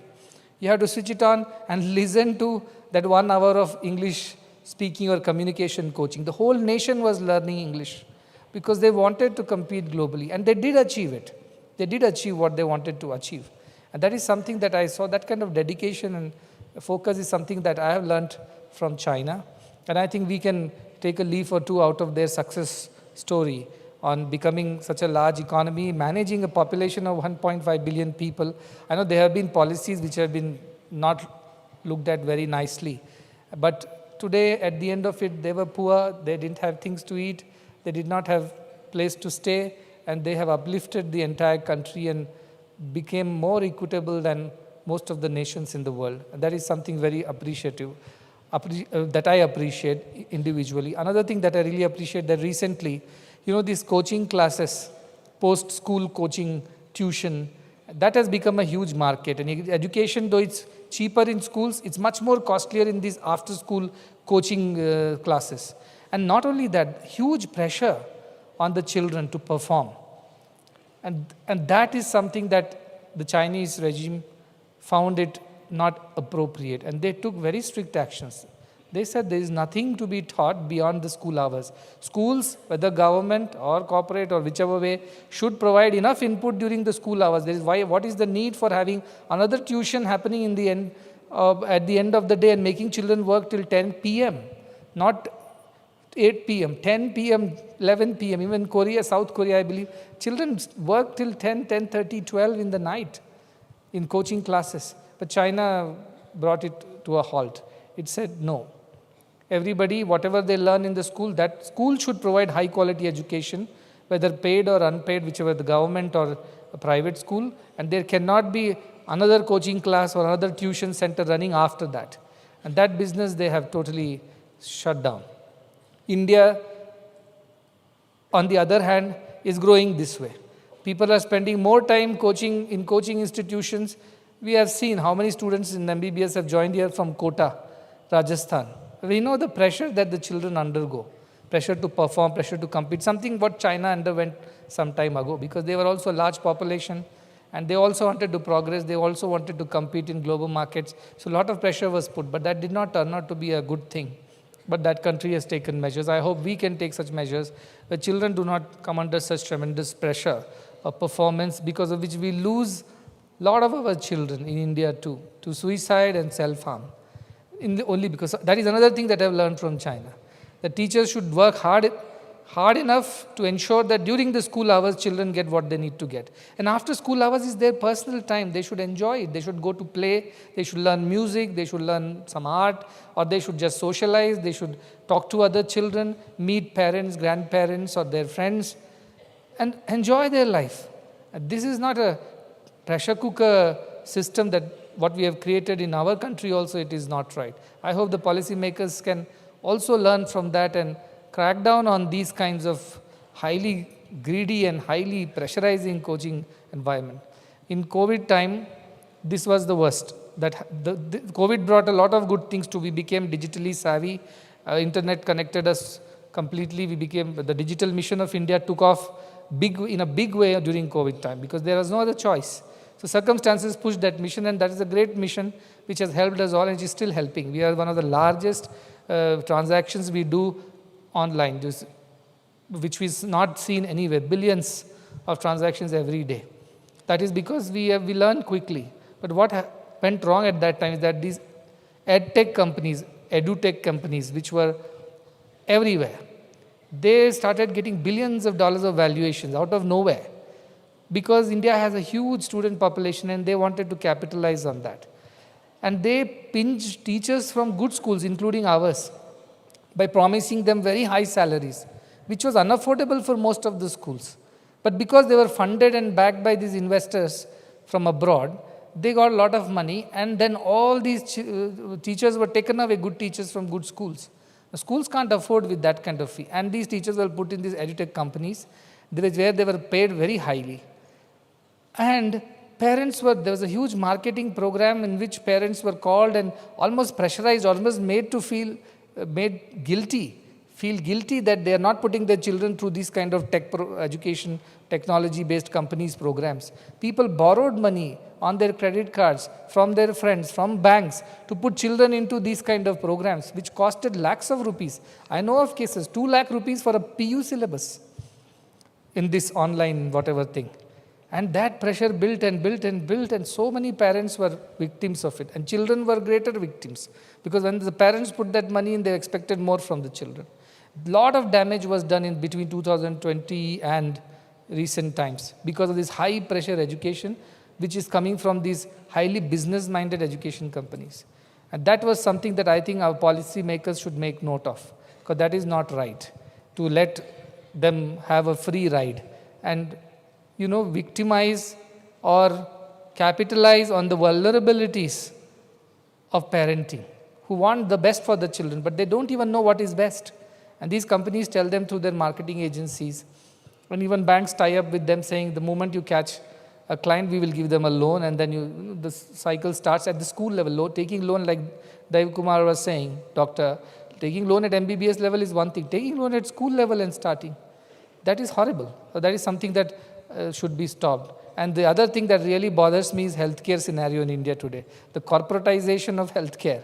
I believe most of the large hospitals are all bought over, or large shareholding is by foreign investors, companies abroad. And they are not here to improve the health of the country. They are here to make their money, that's all. Whether you make through education or healthcare or online gaming or whatever thing, they don't care.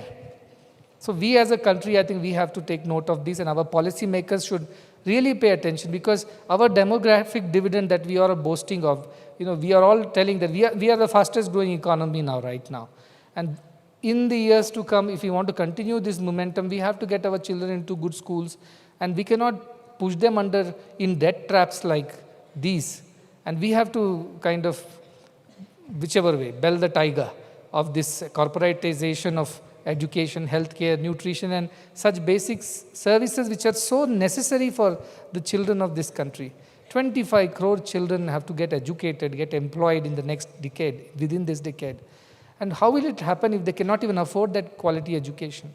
So we at our institutions have made very, very strict and very committed decisions to keep these free forever. And we need support of everybody, whether it's the CSR, which helps us, whether individual philanthropy from around the world, or whether it is participation by the corporate employees, in whichever way.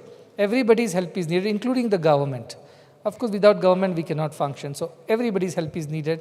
And I'm so happy that such transformation is happening. And 2 stories we heard today, which tells us what it is to be a part of an education system like this. Somebody who loses his father at an early age, with hardly any income for the family and 3 children. What is their future if the education was not free? And today they are able to stand up and speak, as he said, in front of 5,000 people, having that confidence to clearly communicate his thoughts. And these are not just superficial words. These are coming from the heart, from his experience. That's a great, great inspiration. Now, the other side, Daiva Kumar, doctor who joined us recently only for the DNB, he did his MBBS elsewhere by taking huge loans. And he mentioned in corporate hospitals what happens, in government setup what happens. And he found a very middle ground, though he tried to run away from this place 2-3 times. But as they say, you don't choose the path chooses you. And so he finally was back. And I know, in 2 years back, when we were talking about starting postgraduate DNB, now this year, postgraduate programs MD is starting. But earlier we took the DNB. At that time, I was told a seat in radiology in India, in private institutions in Gujarat, went for 11 crore rupees. Imagine, 3 years of radiology, people had to pay 11 crore rupees for a radiology seat. To that extent, things have got commercialized.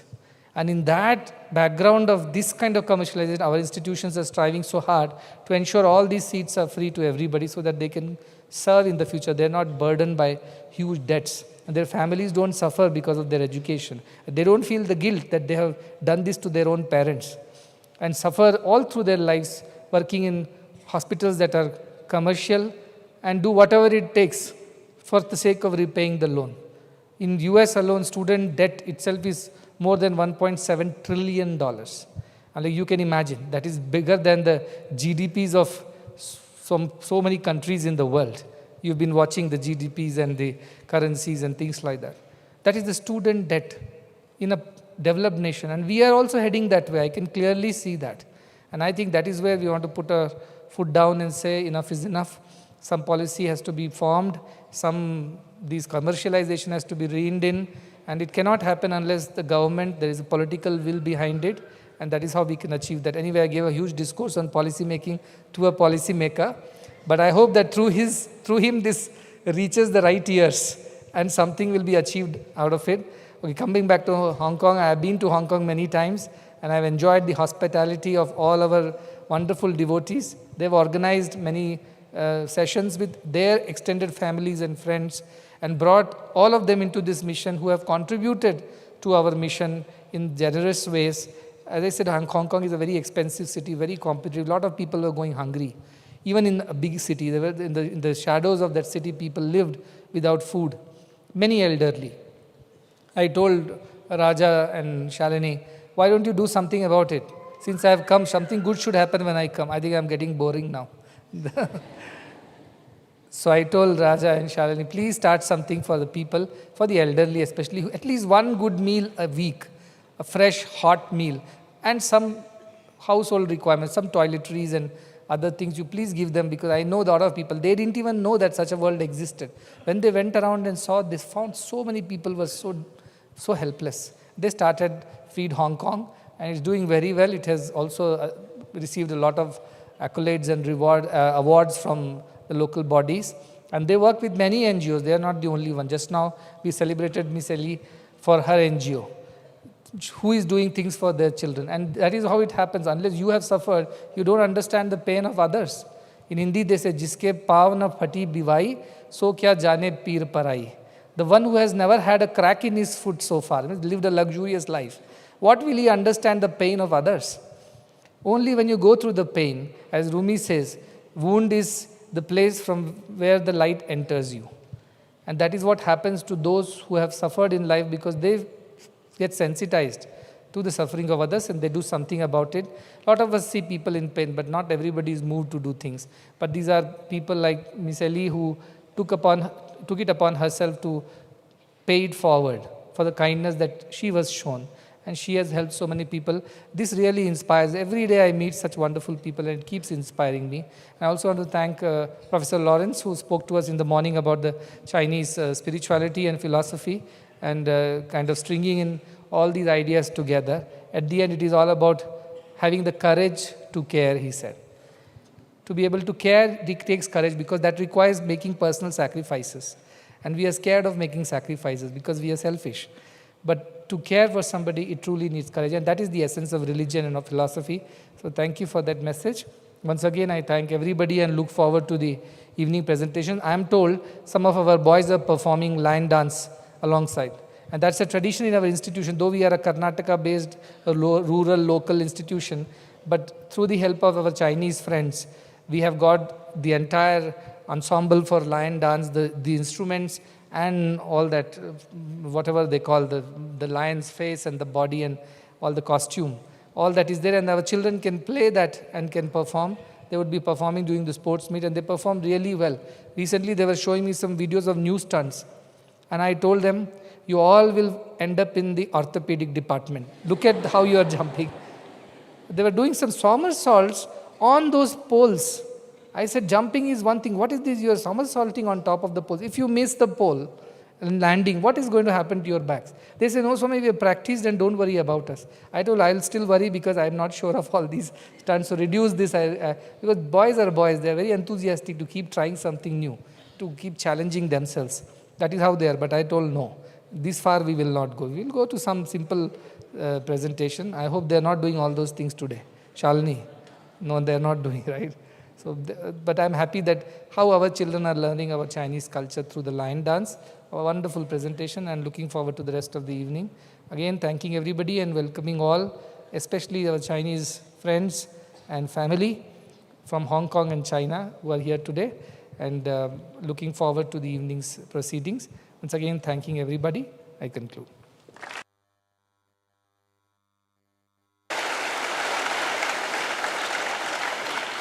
We will have a break for 10 minutes, after which we shall reconvene for this evening's cultural program.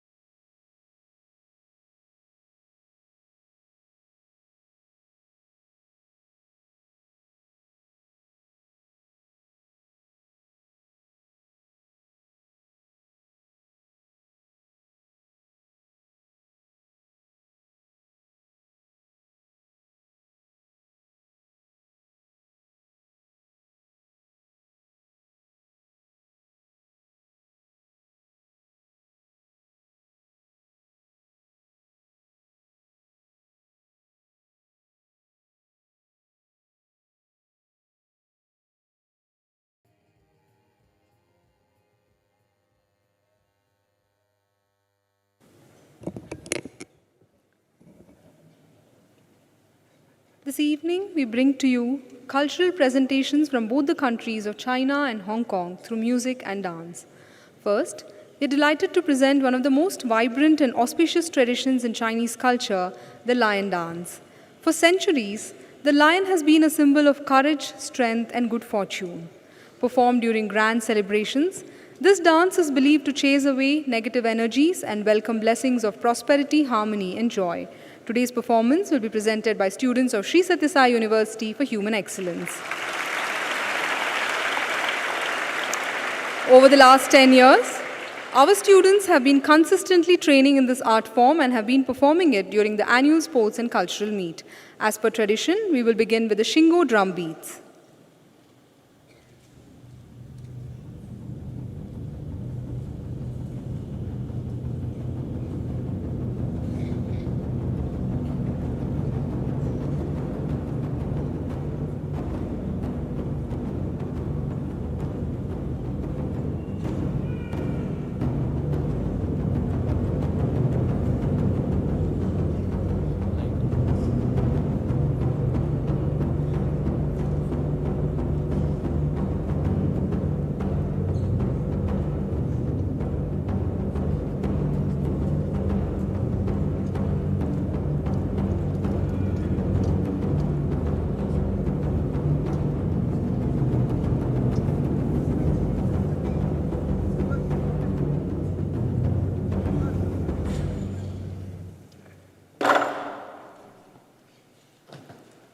Before the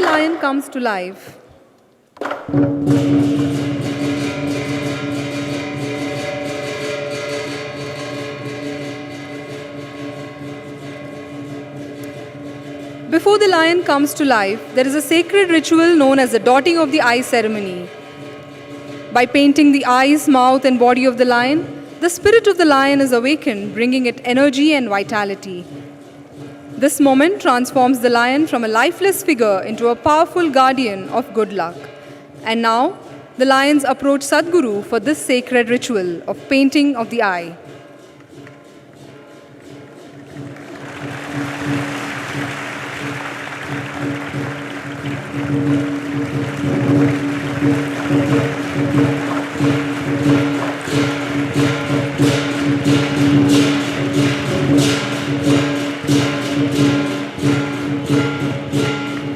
Today, as we witness the dotting of the eye and the magnificent lion dance, let us welcome its blessings of happiness, abundance, and protection for all present.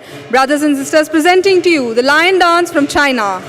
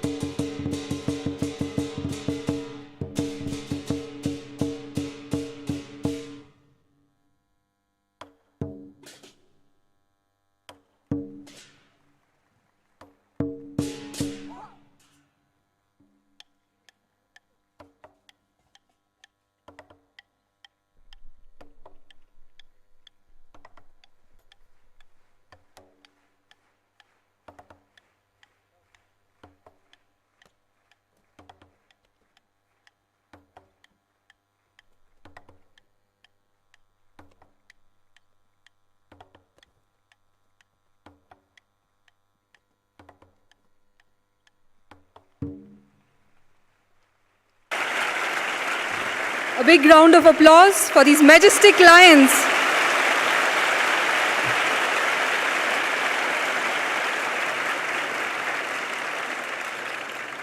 Next, we have a musical performance by the Hong Kong Academy for Performing Arts. The ensemble will take us on a journey through traditional Chinese music featuring several unique instruments. The program begins with Cantonese music highlighting lively and festive melodies, followed by Jiangzisu, a style from the region south of the Yangtze River, known for its refined and elegant tunes. The performance also includes solos and duets, which showcases the musicians' distinct character of their instruments. For the grand finale, the musicians have prepared a special piece that celebrates the dialogue between Chinese and Indian musical traditions, symbolizing the unity and harmony of our shared cultures. Please join me in welcoming the orchestra from the Hong Kong Academy for Performing Arts. We have Mr. Wu Gu Sha on the Gahu, Ms. Wong Si Yao on the Arhu, Mr. Fan Winkit on the Yangchin, Mr. Chan Li Yik on the Pipa, Mr. Luk Chuk Ki on the Teeds, and Ms. Shuk Ching on the Guchan.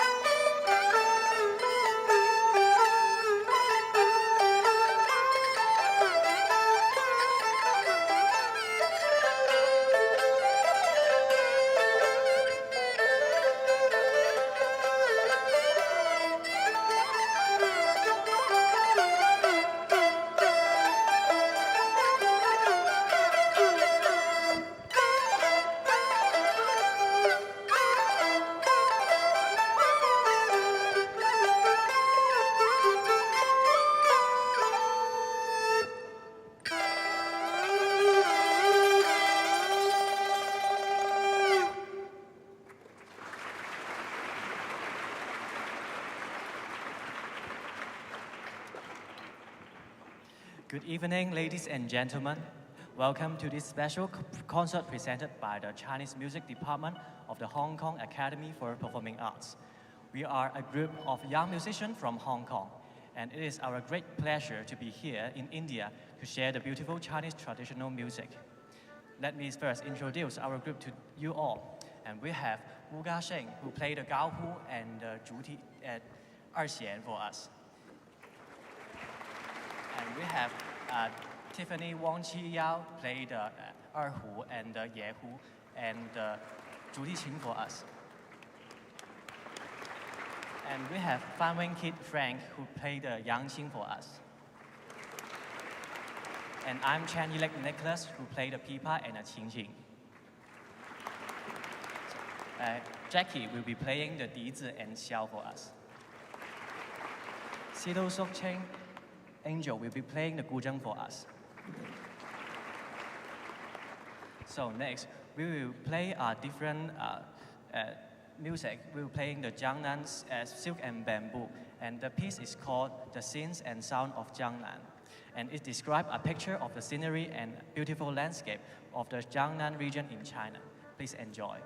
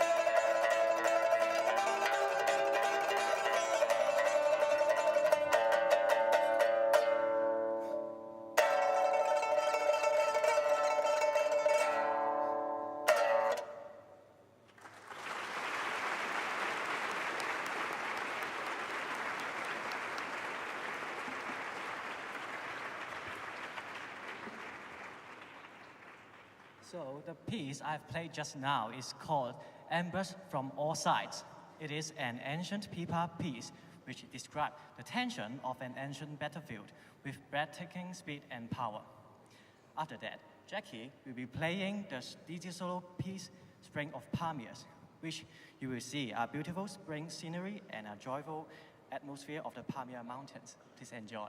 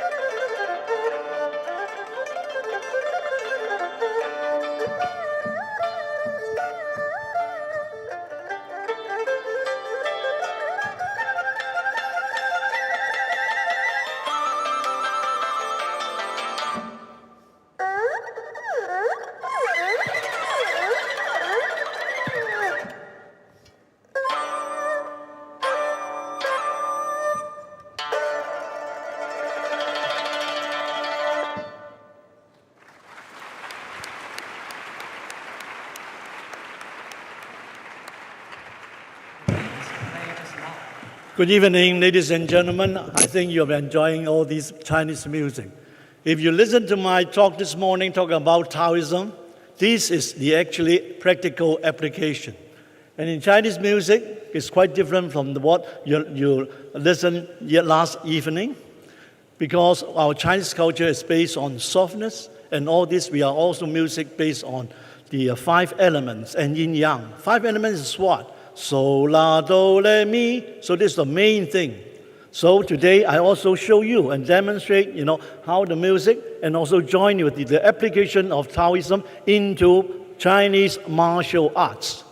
So now I demonstrate to you, and the musician, also they have beautiful music. This song is called Blossoms on the Spring Light, Moonlight Evening. So that's why, not just then is the Mid-Autumn Festival. Beautiful moon, and you can enjoy the music together. I'll show you how the Tai Chi works.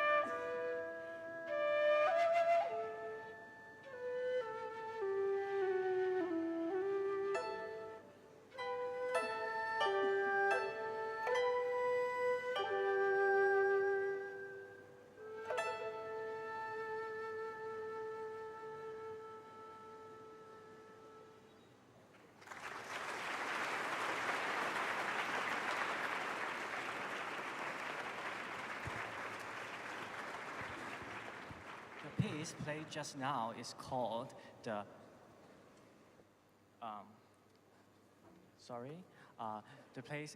piece played by Erhu just now is called The Horse Racing, and it has a pretending horse nearing sound technique. And just now, it is a very famous and well-spreading piece, Erhu piece. And after that, just now we play with Professor Pang. Song is called The Blossoms on a Spring Moonlit Night. And afterwards, we'll be playing the two Cantonese music pieces, which are the Interlocking Rings and a medley of folk tunes. You will hear a clever and a playful piece and a delightful arrangement of popular Cantonese folk melodies. Thank you.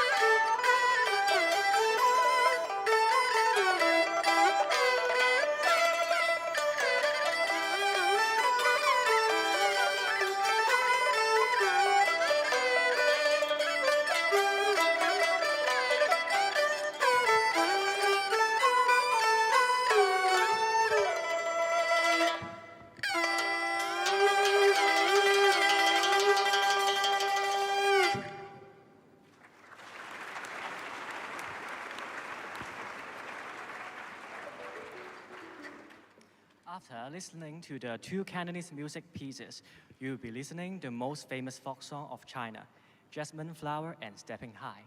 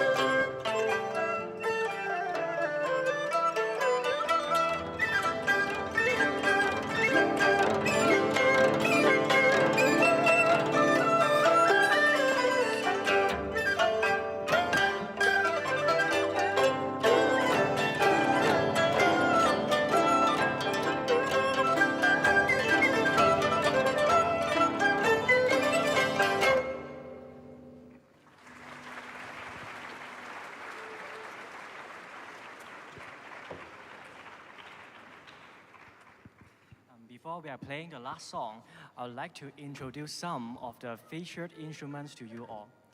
Cantonese music use 二弦 and 竹提琴 and coconut hull, which are made of bamboo.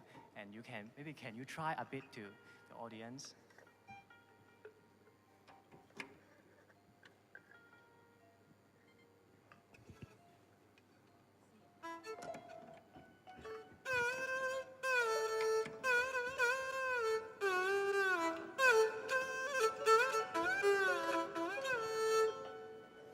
Thank you, Tiffany. And as you guys can see, the Erxian is a bit different from Erhu. Although they look similar, but their sounds have very different sounds. Can Kaden play some for me?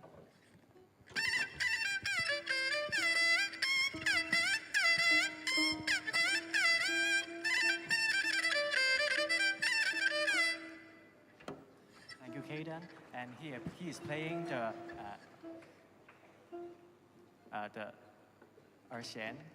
Yeah, and just now you guys can hear that the sound that played by the Erxian and the Juti Qing is a bit different from Erhu, as Erxian and Juti Qing are much more tight and have a more hard sound than Erhu.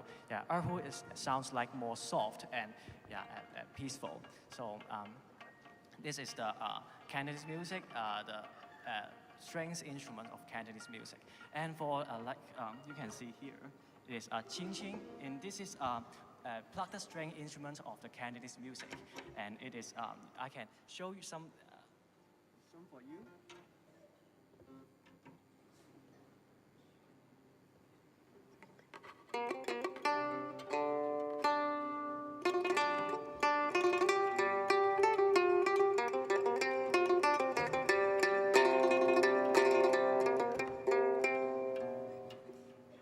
You guys can see that the qing qing is a bit different from pipa, and you see you can hear pipa is more bright sound, but qing qing is a little bit like they are more soft and more sound like pom pom pom, and it's like our Cantonese people are like they are speaking. So you can see our culture in the Cantonese music.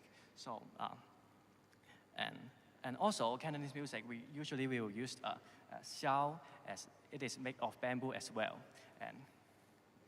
And I would like to ask Jackie to play a few for us.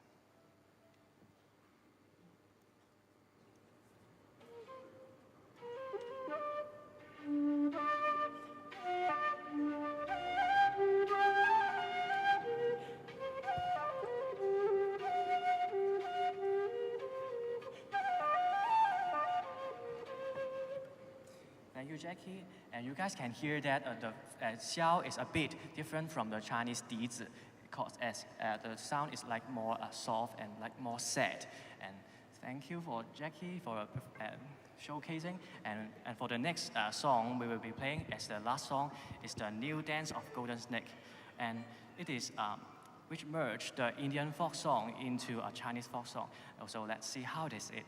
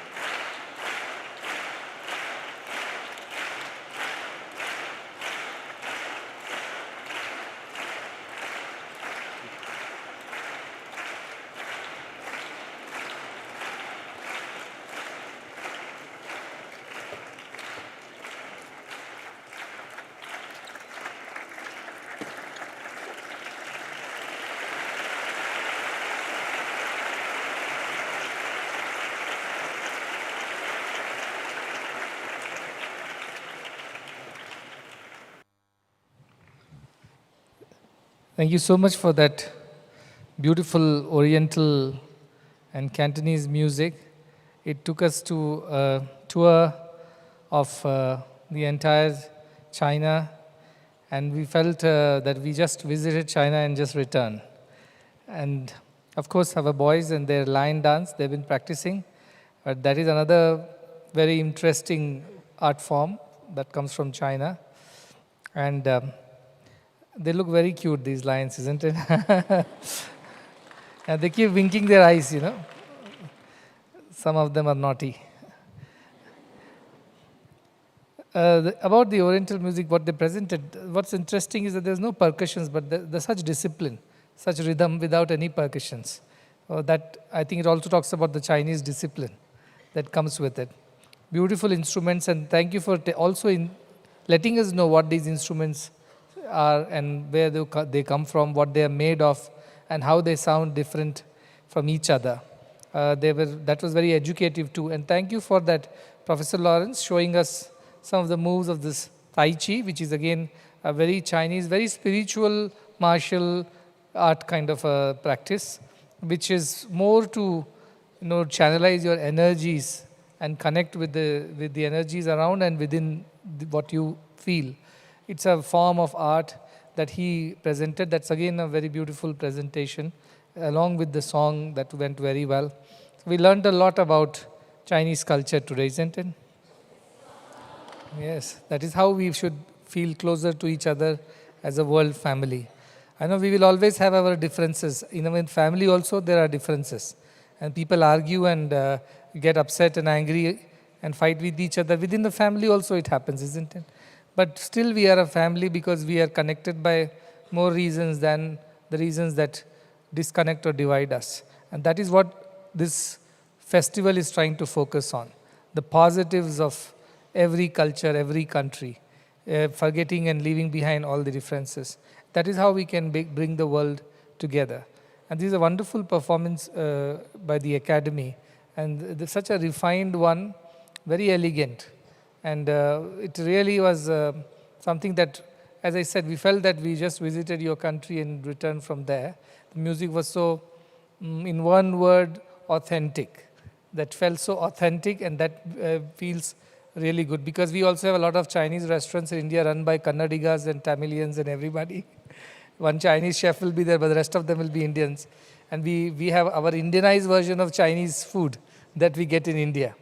Likewise, Indianized version of Chinese music also we get in India. But Chinese version of Chinese music is what we got to hear today, very authentic. And I think we should all be very thankful to them. So another round of applause for all the musicians for coming.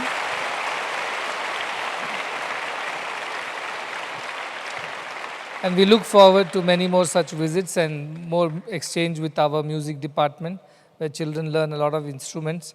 And Dimitris, who is the in charge of the entire orchestra, he teaches them music from around the world. And I'm told that for this November 23rd, on 100th birthday of Bhagwan, they're playing over 40 different music pieces from 40 different countries. And there are going to be 450 musicians on one stage from 40 countries. We're all going to play 40 songs of 40 different countries. And and our children are going to join them for that. 200 of our children will be joining them on stage. And that is how you learn about various countries and cultures. It is wonderful because music connects, or art or culture connects everyone. You don't really feel the difference at that point in time. You enjoy it, you go with it. So we are very happy with this presentation. Thank you very much for coming and presenting this for us. Thank you. We request all to rise as we conclude with the national anthems of China and Hong Kong, followed by the national anthem of India.